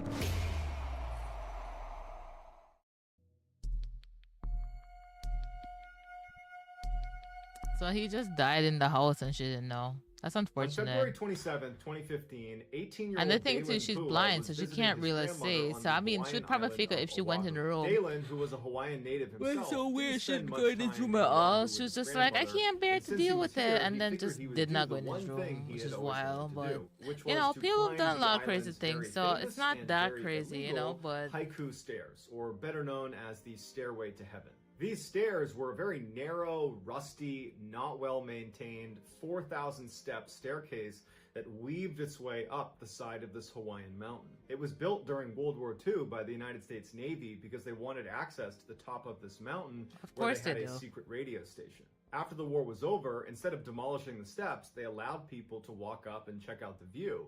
But it was so dangerous and it was not well maintained that they eventually closed it to the public starting in 1987 and literally put a fence up and even put guards out to keep people from going in. But Dalen really wanted to do this. So that morning he tells his grandmother that he's thinking about hopping the fence and making the hike. And his grandmother's like, that's a horrible idea. Oh my Not only God. is it dangerous, but they're going to fine you thousands of dollars if they catch you doing that. Dalen backed down from what he said, and he said, okay, Can't okay, tell I me won't what go," to and do, he kind of played Mom. it off like, I'm not going to go on this hike.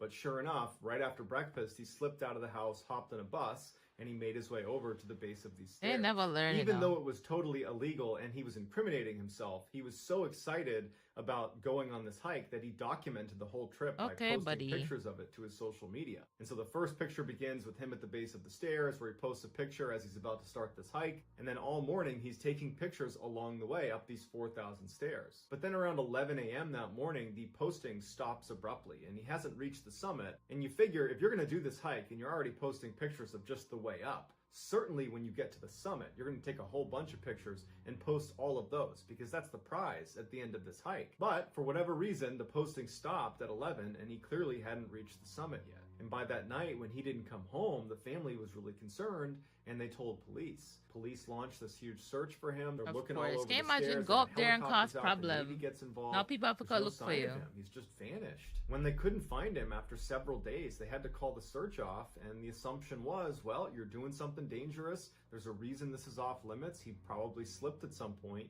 and fell down the mountain. That's why Yep. this is off limits. It's not safe. But Mhm. when people reviewed some of his last photos that he had posted to social media, they noticed something in this picture. This shot looks like he's just taking a picture of the dense forest around the stairs.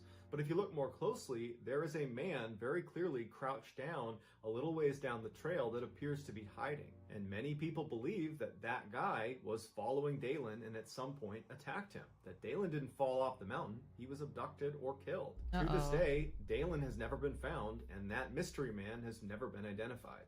Huh.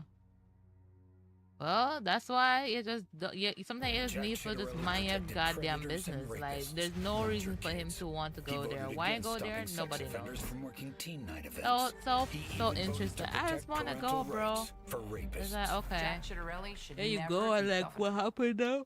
I haven't been to the grocery store in months because this delivery service offers hundreds of high-quality, non-GMO groceries and recipes that help me feel my best daily. Hungry Root is the easiest way to take all the stress and guesswork out of eating healthy. Think of it as having your own personal shopper and nutritionist in one, with curated groceries and personalized meal plans that ship straight to your door. Building the perfect grocery list takes seconds thanks to their smart cart technology. It customizes everything based on your health goals, dietary restrictions, and flavor preferences, with meals starting as low as $3.99 per serving. All of the recipes are incredibly delicious and easy to make, with most taking 20 minutes tops to put together. And with over 15,000 recipes and 20 plus dietary preferences, they have you covered on whatever you like to eat. Check out Hungry Root today and ditch the grocery store for good.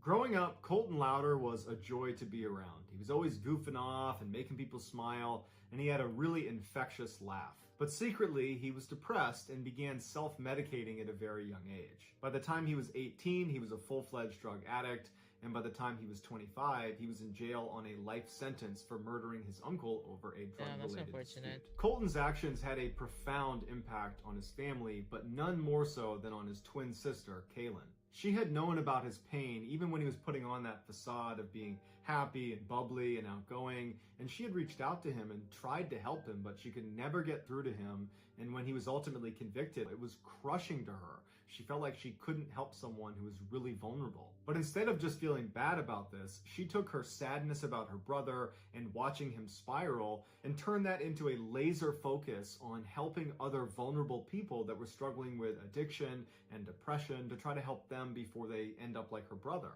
And eventually she would get her degree in social work from Utah State. But despite Kaylin's best intentions to want to help as many people as she could, she found it very difficult to find work in her field, and it wasn't uncommon for her to have fairly long stretches of unemployment. And it was during one of those long stretches in 2014 that Kaylin's life rapidly fell apart, and it left everybody who knew her thinking, what just happened?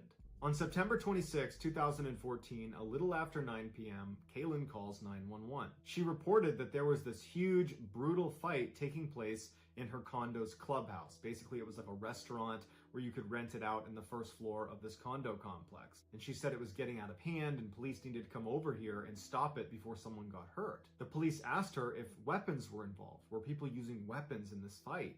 And Kaylin says yes. Guns. But when police rush to the scene, bracing for the worst, they discover that it's just a docile wedding reception happening inside of this clubhouse, and not one person in there reported any altercation happening. They were like, we're being pretty quiet. I don't know where she would have got that from. One guest would tell police that they had lit off a single firecracker, but they showed them what they had used, and they were these little tiny cheap things that made almost no noise. So it is possible that Kaylin could have mistaken that for a gunshot, but it does seem highly unlikely. Police leave, and then 1 hour later, Kaylin calls 911 again, but she immediately hangs up as soon as an operator has actually answered the phone.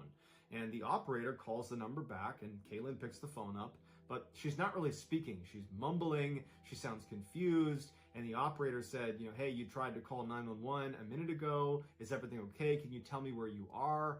And Kaylin would have a really hard time giving her address to the police. It was like she couldn't remember her address. And she's mumbling, and at some point she says, my roommate thinks I'm delusional and paranoid, but I'm not. Kaylin eventually kind of calmed down and said she was sorry for calling 911, and the operator said okay, and they hung up, and that was the end of the call. The next morning, Kaylin calls 911 for a third time in 24 hours. This time, she's frantic. While she's on the phone with the operator, she's periodically screaming at these two people that are apparently robbing her apartment to get the F out of here, get out of my apartment, you can't be here. And the operator is trying to get more information out of Kaylin, but Kaylin is very distressed. She can barely communicate with the operator. She's half crying, and the operator tells her, "Can you leave? Can you go somewhere safe?" And Kaylin says, "No, there's only one way out. This is a small apartment. I can't go past them." And the operator tells them that police are on their way. Just stay in your bedroom. Don't go anywhere. And so while Kaylin is huddled in her bedroom and the dispatcher is still on the line listening, you hear Kaylin's roommate, Carol, walk into her bedroom and very calmly say, "Kaylin, what's going on?" And Kaylin's like, "Carol, get over here. You gotta lock the door. Get in here. There's 2 people in here. They're robbing us. They're out there. They're in the other room." And Carol's like, "No, there's no one here. The front door's locked." Kaylin suddenly sounds really confused, and she says, "Well, I can't explain that, but they must have been in here because I heard them. They must have had a key, and that's how they got in, and that's how they got out." And right at that moment, the responding officers show up, and there was no sign of a break-in. Nothing had been taken. It really looked like nothing had happened unless someone really did have a key. At this point, Kaylin was very embarrassed. She apologized to the officers. She apologized to her roommate, and she ended up calling her mom and saying, I'm mortified. I can't believe I just called 911 3 different times and nothing came of any of these calls. Like, I feel so embarrassed about it. And her mom, being a good mom, told her, "You know what, don't worry about it. No one got hurt in the process, so it's all good." And so Kaylin moves past it, and on the call with her mom, she starts talking about what she's going to do that day. She says, "Well, I'm looking to update my resume and submit it to a couple different job openings, and I also want to clean up my apartment." And so they hang up the phone and everything seems normal again. But at about 5:45 p.m. that night, Kaylin, along with her beloved little dog named Phyllis that apparently she took everywhere with her, were seen exiting the condo and walking out to the parking lot behind their building. Kaylin was barefoot, was only wearing a tank top and shorts, despite the fact that it was cold and raining. And as soon as she puts her dog down, because she was holding her dog in her arm, Kaylin begins having this totally animated discussion, except there's no one there for her to be talking to. Yeah. About 15 minutes later, she and her dog turn around and walk back towards the condo complex out of view of a camera, but residents would say they saw her crying and going up to a gate that lets you back into the condo, and she apparently couldn't open it. And as she's standing there struggling, she suddenly stops, puts her dog down, turns, and starts running away. And the camera footage we have of her is only when she's back in the parking lot, but she's running away still, and the dog is nowhere to be found. Her beloved dog, she's abandoned, she's got no phone, no wallet, and nobody knows where she's going. Later that night, when Kaylin's family could not get in touch with her, because of all the weirdness around those 911 calls, her family just had a bad feeling about it, and so they filed an official missing person report that night. When police arrived at the condo complex, the first thing they did is they reviewed the security footage. And they already knew about her 3 911 calls that had happened within 24 hours, and all of them had been for unfounded reasons. And they see Kaylin on camera, barefoot in a tank top and shorts in the rain, and she's having this animated discussion with nobody before running around and running away. And so police go to Kaylin's family and they say, "Does your daughter have a drug problem? Is she mentally ill?" And her family tells the police, "No, she's got no history of mental illness. She definitely does not have a drug addiction because of what happened to her brother." And they explained what happened with Colton and how that had a tremendous impact on her, and how that had actually sent her on a course to help people with mental illness or people who are fighting against addiction or depression. And they explained how she was just really well adjusted and everything seemed okay until these 911 calls started, and now this. So this huge search is launched between the police and volunteers. All right, back, guys.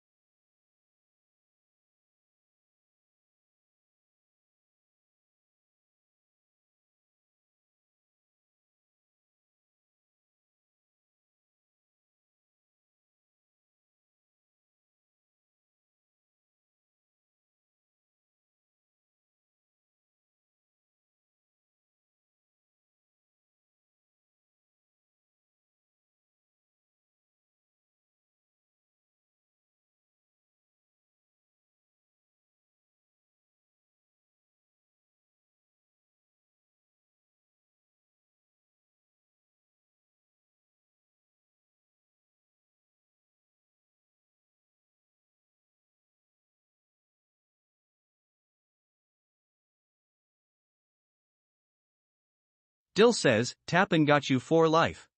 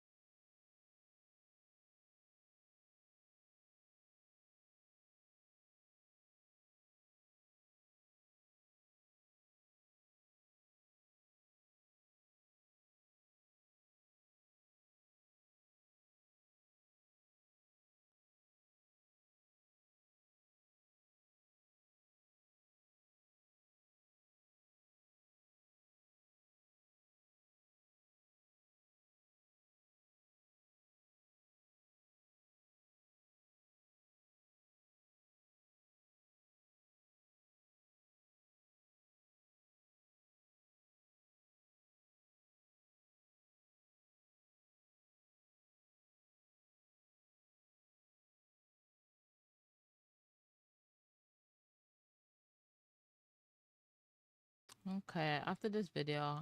And actually the Louder family even hired some private investigators to help them look for Kaylin, but days turned into weeks and there was no leads.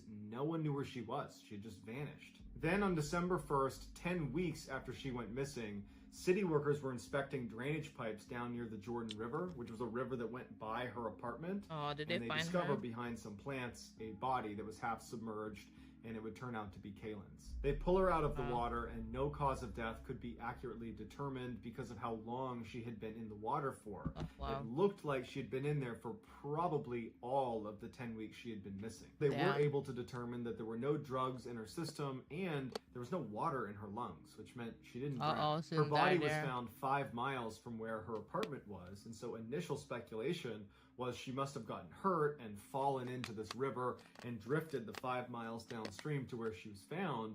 But they looked at that section of the river between her apartment and where she was found, and the water was simply too shallow and windy, and it would not have been possible for a human body to travel that distance. I bet somebody kill her then. Feeling something bad's coming. Oh my god, that one time I look at commercials. Which means almost immediately after she ran off screen on the security footage, she covered those 5 miles, wound up at that section of the Jordan River, died, and then fell in the water, or fell in the water and then died, but not via drowning. The police officially ruled Kaylin's death an accident, but her family disagrees. They say if you look really closely at the security footage right before she runs away, it looks like she's terrified. More specifically, it looks like she's terrified of someone we can't see on camera. When she's having that animated discussion where it looks like she's talking to no one, further feeding the idea that she had kind of lost it. Well, there's this huge rock to the right in the video that kind of obscures our view, and behind that is this huge forest. And it is theoretically possible that someone could be back there that we can't see. That's but no true. matter what, her family believes that whatever she was doing in her final moments on camera is the key to understanding why she ran off and ultimately died. So you be the judge. Was this a psychotic break, or is there something more? Yeah, I mean, it could be she had a psychotic break and then somebody saw her and then As many of you may sadly know, attacked her. aside from telling stories on this YouTube know, channel, I also tell stories on my flagship podcast, the Mr. Ballin Podcast, Strange, Dark, and Mysterious Stories. And in addition to that podcast, we over at Ballin Studios actually have a whole slate of other incredible Strange, Dark, and Mysterious podcasts for you to enjoy. If you're into baffling and horrifying medical mysteries, well, check out my other podcast I host called Mr. Ballin's Medical Mysteries. Or maybe you want to hear somebody else from Ballin Studios with a far better radio voice tell you a story, like Luke Lamanna. Luke has 2 podcasts under the Ballin Studios umbrella. One is called Wartime Stories, which sort of mirrors what he does on YouTube, also called Wartime Stories. It's like the Strange, Dark, and Mysterious meets the battlefield. And he also has a show called Redacted. It's brand new, and it delves into government conspiracies and cover-ups. Oh, interesting. Ballin Studios also has shows that are just pure nightmare Mr. fuel, Ballin, he like Bedtime branched Stories out with to host Richard Weil, who doing looks like into having cryptid other encounters, people working for him. supernatural That's deaths, crazy. the paranormal, and everything in between. It's really good. And then, of course, we have Run Fool, hosted by the iconic Rodney Barnes, who's like a true pioneer in the horror space. We were so lucky to be able to collaborate with him, and his show, which sort of delves into terrifying folklore, is just one of a kind. You gotta check it out. So if any of these shows appeal to you, make sure you go check them out by just going to any podcast platform and looking up Ballin Studios, and boom, you'll see all of our shows. Make sure you follow along and tune in each week for new episodes.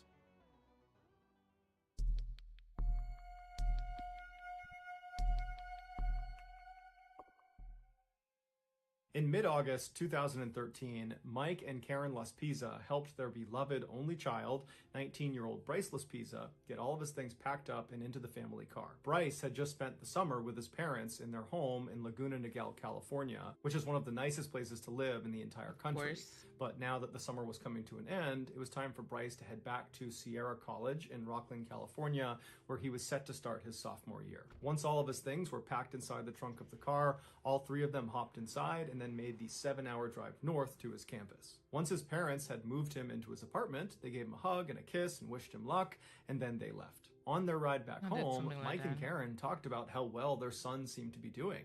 He loved his school, he loved the program he was in graphic design, he was a very gifted artist. He had lots of friends, he had a wonderful girlfriend. It just seemed like he was living his best life and he was on the path to success. So nothing could prepare them for what their son did 2 weeks later. Just a couple of days after getting dropped off at school, Bryce's very close friend and roommate, Sean, and Bryce's girlfriend, Kim, noticed Bryce was acting erratically. Specifically, he was drinking a ton of hard alcohol.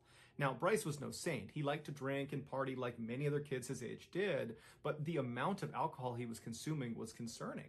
Also, Bryce began experimenting with a drug called Vyvanse, which is a very powerful stimulant that's normally used to treat attention deficit disorder. Now, Bryce didn't have attention deficit disorder. He was taking it in order to stay up late at night and play video games. But between the heavy drinking and the drug use, it seemed like Bryce's personality was starting to change. He was becoming anxious and skittish and kind of paranoid. And so finally, Sean and Kim confronted him about his substance abuse and asked him, what's going on? What's causing you to act this way?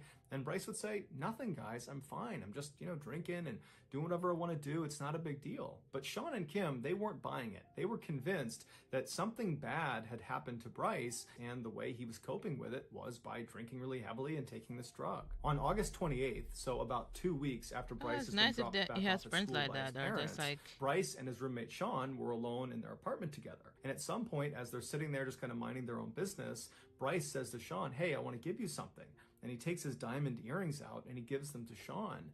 And Sean's looking at these earrings and he's like, didn't your mom give these to you? Aren't these important to you? These are expensive. And Bryce just says, no, I want you to have them. And so Sean is looking at these earrings, looking back at Bryce, wondering what's going on here. And then before he can even refuse the gift, Bryce is grabbing his Xbox and putting it on the table and telling Sean, I want you to have this too. Take my Xbox. And so that Sean normally is means like, that somebody's going to, these are do something. These are valuable to you. what's going on here? But Bryce would just say, look, man, I want you to have these things. You're important to me and I want to give these to you. And so as Sean is sitting there wondering how to handle this very strange offering, he watched Bryce pull his phone out and begin really aggressively texting somebody. And then after a while, Bryce looks up from his phone and he tells Sean, hey, just so you know, I broke up with Kim. At this point, Sean knows, okay, something is definitely wrong here. There's no reason Bryce would break up with Kim. They were such a loving couple. They doted on each other. They were very close. They had just seen each other earlier in the day. Nothing seemed to be wrong. And so now Bryce is text breaking up with her. It didn't make any sense. Plus, Bryce is now trying to give him all these valuable things. It just wasn't really adding up. And so Sean decided he needed to get in touch with Bryce's parents because clearly someone needed to intervene. And so Sean waited until Bryce left. That's good that Bryce he actually tried left to go talk get in Kim. contact with his And at that parents or point, Sean something. got his phone out and he looked up Bryce's parents and he called them. Bryce's mother, Karen, she picks up the phone and Sean explains that, your son, he's acting strangely, he's abusing drugs and alcohol, and I wouldn't be doing this unless I thought there was a problem. Like, I'm not trying to get him in trouble. I want you to reach out to him and see what's going on because I think there's a problem. And so Karen was alarmed by this. She had no idea any of this was going on. And she says, okay, I'll reach out to my son. That's a Thank good you for friend telling if me. they So call they the hang up. parent- And his before parents. Karen can even call Bryce, Bryce is calling her. And so Karen answers the phone, but it's not Bryce. It's Kim, his now ex-girlfriend. And she says to Karen, hey, I'm sorry to just call you like this, but your son, he just showed up at my apartment and he's acting so strangely that I actually took his keys. I don't want him to drive. There's something wrong with him. It's hard to describe, but he just seems totally off. And so now Karen's really concerned because just seconds ago, Sean has told her basically the same thing. And so Karen asks Kim, will you please put my son on the phone? Bryce picks up the phone and he says, hey, Mom, and he sounds totally normal. And she asks him, what's going on? I keep hearing that you're acting strangely and, what are you doing over at Kim's apartment? What's going on here? And Bryce would tell his mom that, look, Mom, I just broke up with Kim. It's a very messy breakup.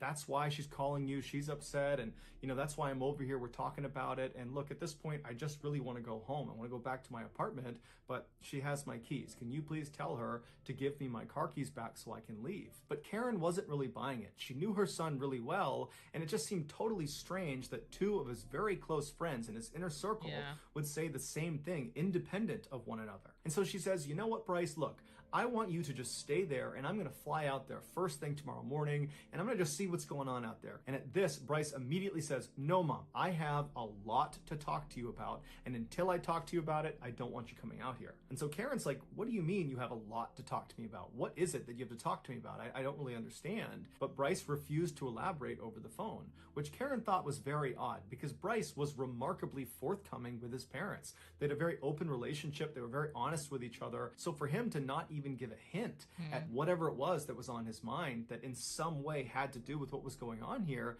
it just seemed very odd and unnecessarily cryptic. And so Karen gave up trying to get more information out of her son, and instead she put her husband on the phone and he asked Bryce, hey, what's going on here? Are you okay? And your mom tells me there's some problem. Like, what's going on here?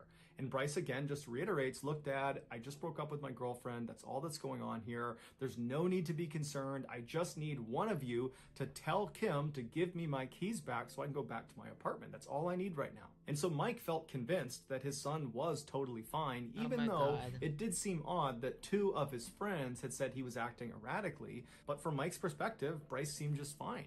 And so he said as much to Karen and thought, let's just get Kim to give him his keys back and he can go back to his apartment and we can talk to him later about whatever it is that's going on. And so reluctantly, Karen gets back on the phone and she asks to speak with Kim. And she says, hey, Kim, would you mind giving our son his keys back? He'd like to leave. And so Kim says, okay, I'll give him his keys. And then they hung up. And then Kim got the keys out. She gave them to Bryce and Bryce left. At about 11:30 p.m. that night, Bryce was in his car. He was getting ready to leave when his mom called him back and said, okay, look, I want you to go home, but as soon as you get there, just give me a call so I know you're safe. And Bryce said, no problem, I'll give you a call. About an hour and a half later at 1 a.m., Bryce called his mom back to let her know that he was home safe at his apartment.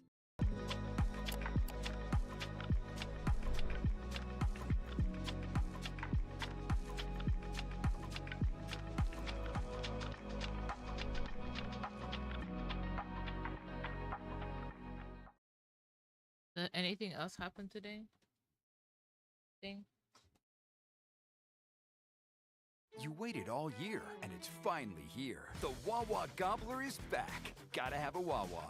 Gotta have And a Karen and Wawa. Mike are totally relieved, and they tell their son, okay, we'll talk to you tomorrow morning. 10 hours later, at 11 a.m. on August 29th, Karen received an automated phone call from her car insurance company letting her know that roadside assistance had been used on their 2003 Toyota Highlander car. That was Bryce's car. And so Karen's totally confused because the last she spoke to her son, he was at his apartment. He was home safe. He did not have any car problems. And so she's thinking, did he get up early this morning and get into an accident and call roadside assistance? Or maybe last night he got into car problems and just didn't tell her about it, but they were minor. And so she calls Bryce, but Bryce doesn't pick up. And so she dials his roommate, Sean. Sean does answer the phone, and she says, hey, would you mind putting Bryce on the line? But Sean says, Bryce isn't here, and he didn't come home last night. Considering the general weirdness around their son's recent behavior, this really shocked Karen and Mike. At first, they thought, we need to call the police because something horrible has happened.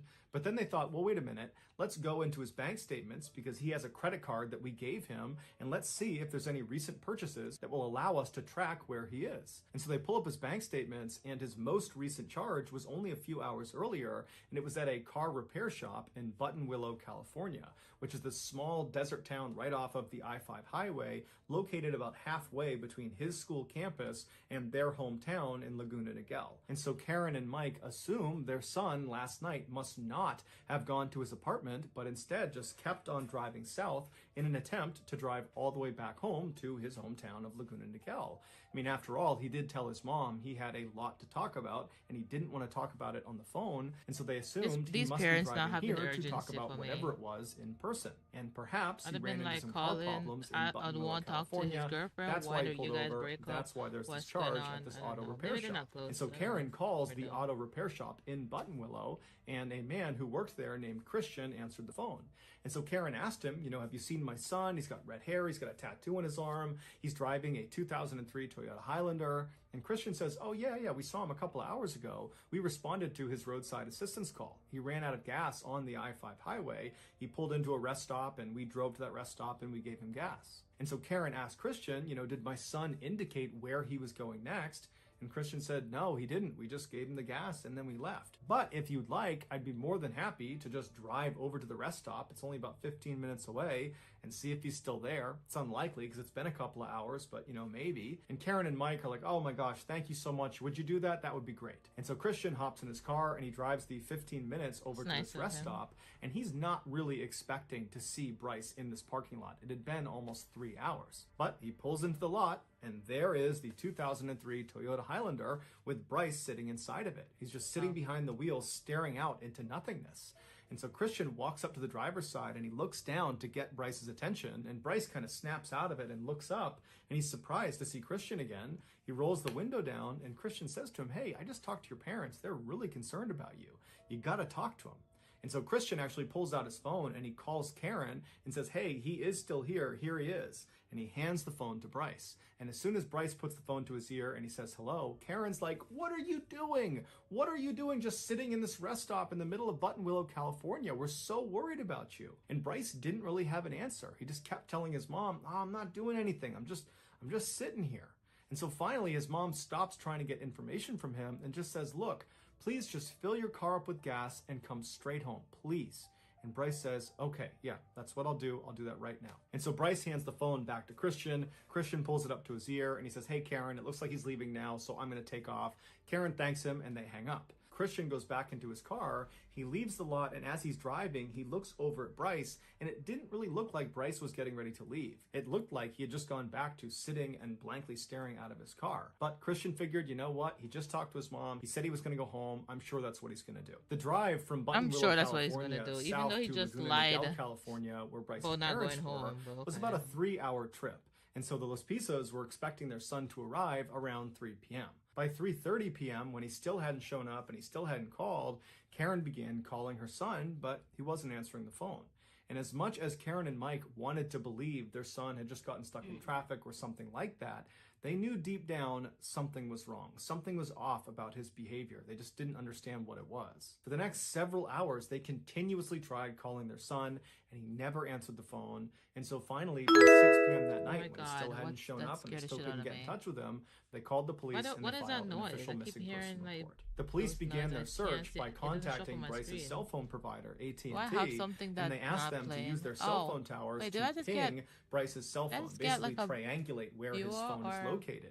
And once they did that and they had the actual location of his phone, the police and Bryce's parents were shocked at where it was.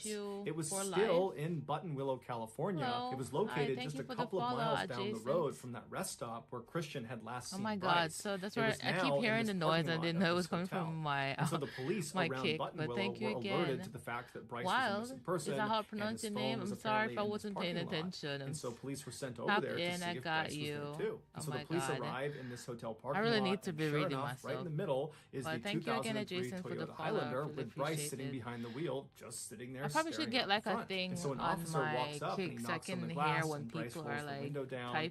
And the officer would say Bryce acted totally normal. That poor person friendly, came he in, was lucid, like, he answered all their questions. When he got out of the car and they conducted field sobriety tests, he passed all of them. He even said, hey, if you want to search my car, go for it. I'm not doing anything out here. And so the officers did search his car, and there were no drugs, no alcohol. There was nothing suspicious in his car. And when they asked him, what are you doing out here? Your parents are so concerned about you. Bryce would tell them that he was just sitting there. He didn't really have much of an answer, but he told them he planned on going home soon. And so one of the officers said to him, hey, you really need to call your mom. You need to call home and let them know that you're okay. And when they told him to do that, Bryce suddenly became really apprehensive. Like he did not want to call home. And the officer picked up on it. And he said, hey, you gotta tell your family what's going on. They're the reason we're out here. They're concerned about you. So get out your phone and dial your mom. And so Bryce reluctantly pulled his phone out. He dialed his mother's number and he hit call. I don't know what's going on with this dude though. He in the story. The officer picks it up. Karen answers the phone. Supposed to go home and he her, hey, look, I'm with your son. He's just fine. He's sober. There's no drugs. There's no alcohol. I don't really know what he's doing, but he says he's going to go home pretty soon. But there's nothing wrong about the situation that I can tell. You need to talk to your son and figure out what's going on. And so he hands the phone over to Bryce. Bryce picks it up, and Karen says to him, what's going on? Why are you still in Buttonwillow? It's been like 9 hours. And Bryce really didn't give her an answer to any of her questions. He just kind of deflected all of them and said he'd be home soon and don't worry about it. I'm just sitting here. There's nothing to worry about. And so finally, Karen just stopped trying to pull information out of her son. She could tell that, again, he was not going to tell her what's going on. And so she changed her tactic, and she told her son very gently, Bryce, please just go get a bite to eat, get a cup of coffee, kind of get yourself together here, and then please just drive home. It's only a few hours away. Drive home, and we can talk about whatever problems you have, but you just gotta drive home. You gotta leave Buttonwillow. You gotta come home. And at this, Bryce says to his mom, you know what? Okay, I'm sorry. I'll be home in a few hours.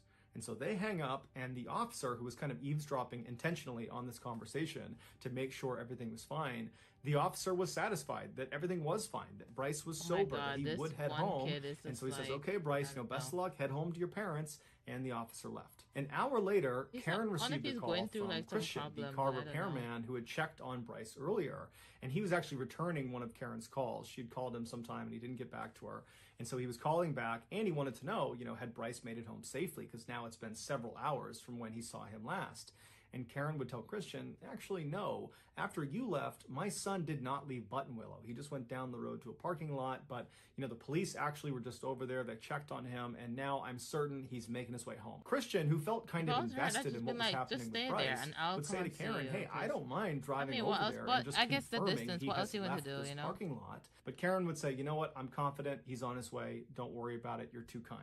So they hang up, and afterwards, Christian, even though he didn't have to, he decides, I'm going to go over there and make sure Bryce really has left, because obviously something strange is going on here, and if there is some problem, maybe I can assist. And so he drives over to this hotel parking lot, and he really was not expecting to see Bryce there. But He pulls into the lot, and who's still in the middle of the lot but Bryce in his 2003 Toyota Highlander, just staring out the front of his car. And so this time, Christian pulls up right next to him, he parks the car, he walks right up to the window, and he's a little bit more forceful, friendly, but forceful with Bryce. He has him roll the window down, and Bryce obviously is very surprised to see Christian again. This is the third time he's seen this car repairman, and Christian says to him, "Hey, Bryce, you need to go home. Your parents are so worried about you. You need to leave right now. In fact, I'm going to watch you leave, and then I'm going to follow you onto the highway to make sure you're going home." And so Bryce was a little bit taken aback at how forceful he was being, but he would ultimately say, "Okay, yeah, all right, let's leave." And so Christian gets back in his car, and he goes right behind Bryce, and after a few seconds, Bryce pulls out of the lot, and he starts driving onto the road, and Christian follows him. And for the next hour, Christian would just remain behind Bryce and watch him drive towards Laguna Niguel. And while he was driving, Christian would actually call Karen and Mike back,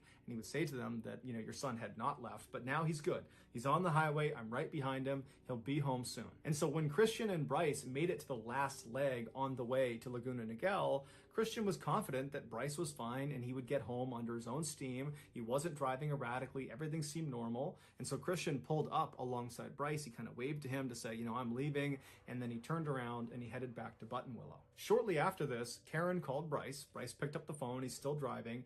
And Karen tells him, "Okay, you're going to give me landmarks of the things you're seeing as you're driving so that I know you're actually driving home." But Bryce refused to give them to her. He would say, "Oh, I can't see anything out my window. It's too dark and I don't know where anything is." And so despite Karen and Mike getting so frustrated with him, saying, "Come on, tell us something, give us a sign, a road sign, anything, tell us anything around you," Bryce didn't give them any information. And so finally at about 2 a.m., when Bryce really should have been in Laguna Niguel or very close, he tells his parents over the phone that he's too tired to continue and he needs to pull over and take a nap. At first, his parents urged him to just keep on going. Come home, you can sleep as long as you want when you get here. But as they were saying it, they realized their son had been awake for nearly 24 hours at this point, and it's the middle of the night, so it does kind of make sense for him to pull over and take a nap.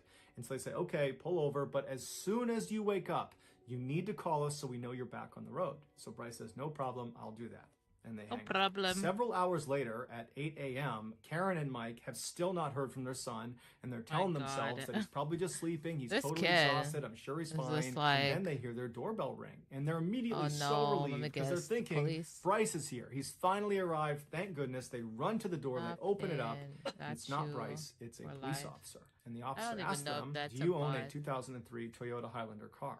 And so Mike and Karen's hearts sank. Did he crash it? Yes, our son Bryce drives that car. The officer told them that the car had been located a few hours earlier at the bottom of a 25-foot cliff near Castaic Lake. Castaic Lake is about halfway between Buttonwillow and Laguna Niguel. They told the parents that there was no sign of a driver. Bryce was not there. They did find 2 small drops of blood inside the vehicle, but beyond that, there was no indication that Bryce had sustained life-threatening injuries from this crash. They said the back window of the vehicle had been broken from the inside, indicating that Bryce had escaped the wreck by punching out that window. His laptop and phone were still in the vehicle, and his wallet and duffel bag were outside the vehicle on the road and looked like they had been rummaged through before they were left there. After an examination of the damage to the car, the final tire tracks that led down to where it had been found, and traffic cameras in the area, it was concluded that Bryce had actually intentionally driven off this cliff, and he had actually hit the accelerator right before he went over the edge. What did they think at this point? After Mike and Karen headed out to the crash scene and had a chance to talk to some of the investigators that had been looking for Bryce,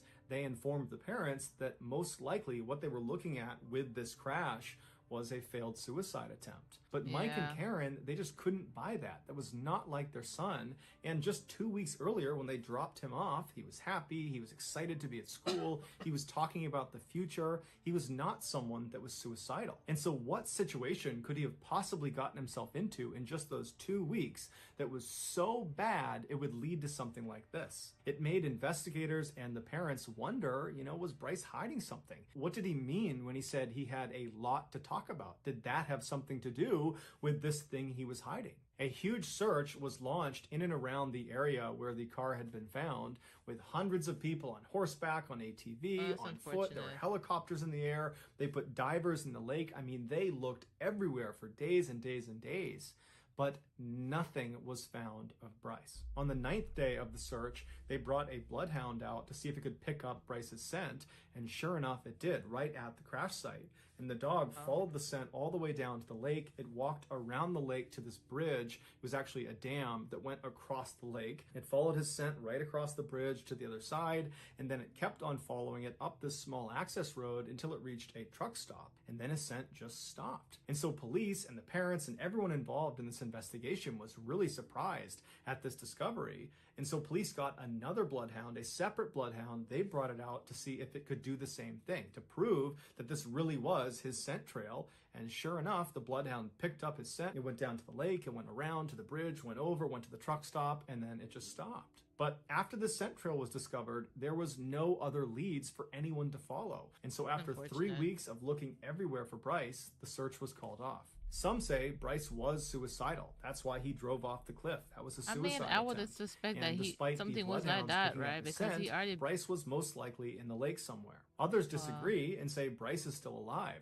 That after this crash, he gets out of the car and he walks down to the lake, he walks around to that bridge, he goes up to the truck stop, and then he hitches a ride with someone and vanishes, and now he's living off the grid somewhere. And still others believe Bryce's drug and alcohol use caused a psychotic break, and that was what was causing all this strange behavior, and that was what led him to drive off the cliff. And perhaps when he landed, he sustained a vicious head wound that caused him to forget who he was, and so now he's just kind of wandering around somewhere, not knowing who he is or knowing that he's a missing person.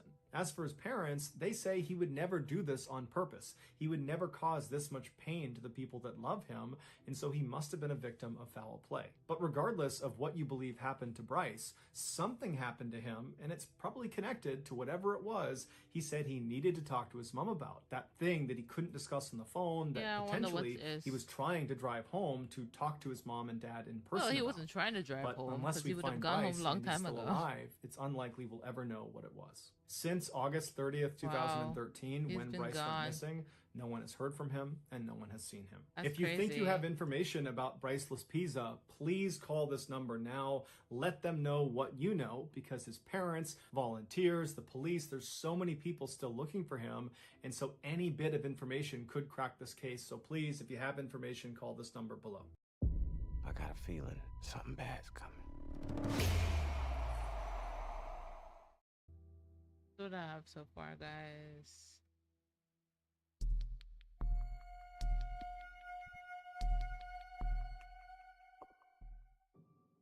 In 1984, 19-year-old Timothy Molnar was living at home with his parents in Daytona Beach, Florida, while going to school for aeronautical mathematics. On January 24th, Timothy gets up and begins his day just like every other day of the work week, by going downstairs, having a bite to eat, and then taking his younger brother Frank to school. Once he dropped Frank off, he drove across town to his university where he had class, but as soon as he parked, he realized he had forgotten his bike, and that was something he brought with him everywhere. And so before class started, he went back home, he got his bike, put it in his car, turned around and headed out, and his mother would step outside and see him trailing away down the road, and that was the last time she, or anybody in their family for that matter, saw him alive. That night when Tim didn't come home, his family called the police. The police asked them, is there any reason he would want to run away? Is he in trouble? Is there anything going on? And his family's like, no, he's a straight A student. He's got lots of friends. He's super happy. He's well adjusted. He's on a great career path. There's nothing in his life to indicate that he would want to run away or that he's in trouble. I know he doesn't drink or do drugs. There's really nothing. So the police begin their investigation, and they start by looking at the family's credit card bills because they knew Tim had a credit card that was connected to the family account. And they found there had been a charge placed the same day he had gone missing in a gas station about 150 miles away. And so the police go out to this gas station and they find someone that had been there when Tim was there, and he was able to describe exactly what he looked like, what his car looked like. And the police ask him, was Tim alone? And the witness says, yeah, he was alone. He was acting totally normal. I saw him go into the store, and then I saw him come back out again, and that was it. I don't know where he went after the gas station. So for the next couple of days, nothing really happened. There were no leads to operate on, and Tim wasn't getting in touch with them, so they just waited. Then on January 30th, so about a week after Tim has gone missing, Tim's family receives a letter from an auto impound company in Atlanta, Georgia. And the letter basically says, there is a car that's sitting in our lot that is registered to your house. You need to come out here and get it. And so the family goes to Atlanta, Georgia to inspect the car, and they walk up to it and there's nothing suspicious about it. There's no scratches on it. The tires are all fully inflated. They look inside and there's no sign of a struggle. There's no blood. There's no debris of any kind. But what they would find inside the car were Tim's credit cards, his wallet, his license, and other items suggesting that perhaps Tim is trying to ditch his old identity and start a new one. They also noticed a few very expensive items that they knew were always in his car were now missing. His car stereo, his toolbox, and his bike. Tim's family stayed in Atlanta for a couple of days thinking maybe Tim will return to this car, but after a couple of days, it was clear that they weren't doing any good sitting there, so they went back to Florida. When they got back, they looked inside of Tim's room a little bit more closely, and they discovered that none of his clothes had been taken. There was no suitcase taken.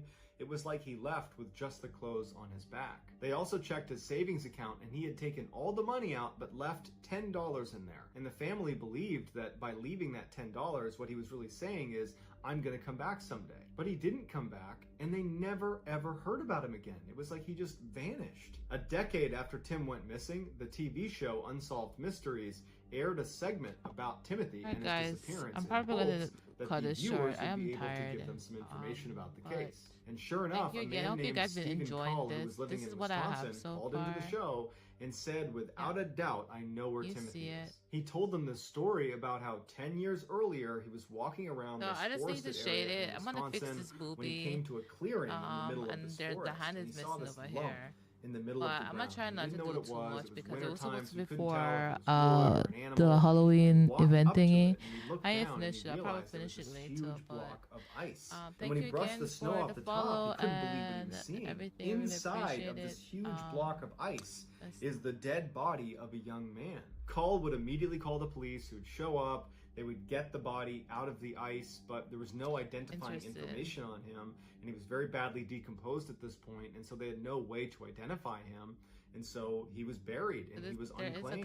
But from the second Steve saw that dead body in the ice, that image was seared into his mind. And so when the TV show Unsolved Mysteries put a picture of Tim up on the screen saying, if you've seen this guy, let us know. Steven's like, oh my gosh, I recognize those clothes. That's the guy who was probably eat dead something in the or ice something. block. I'm probably And so the ready police to go to watch Wisconsin, they this dig up the later body on, that but was thank you inside again, of the ice. guys. I'm really tired. I don't know. Maybe I didn't sleep that much, but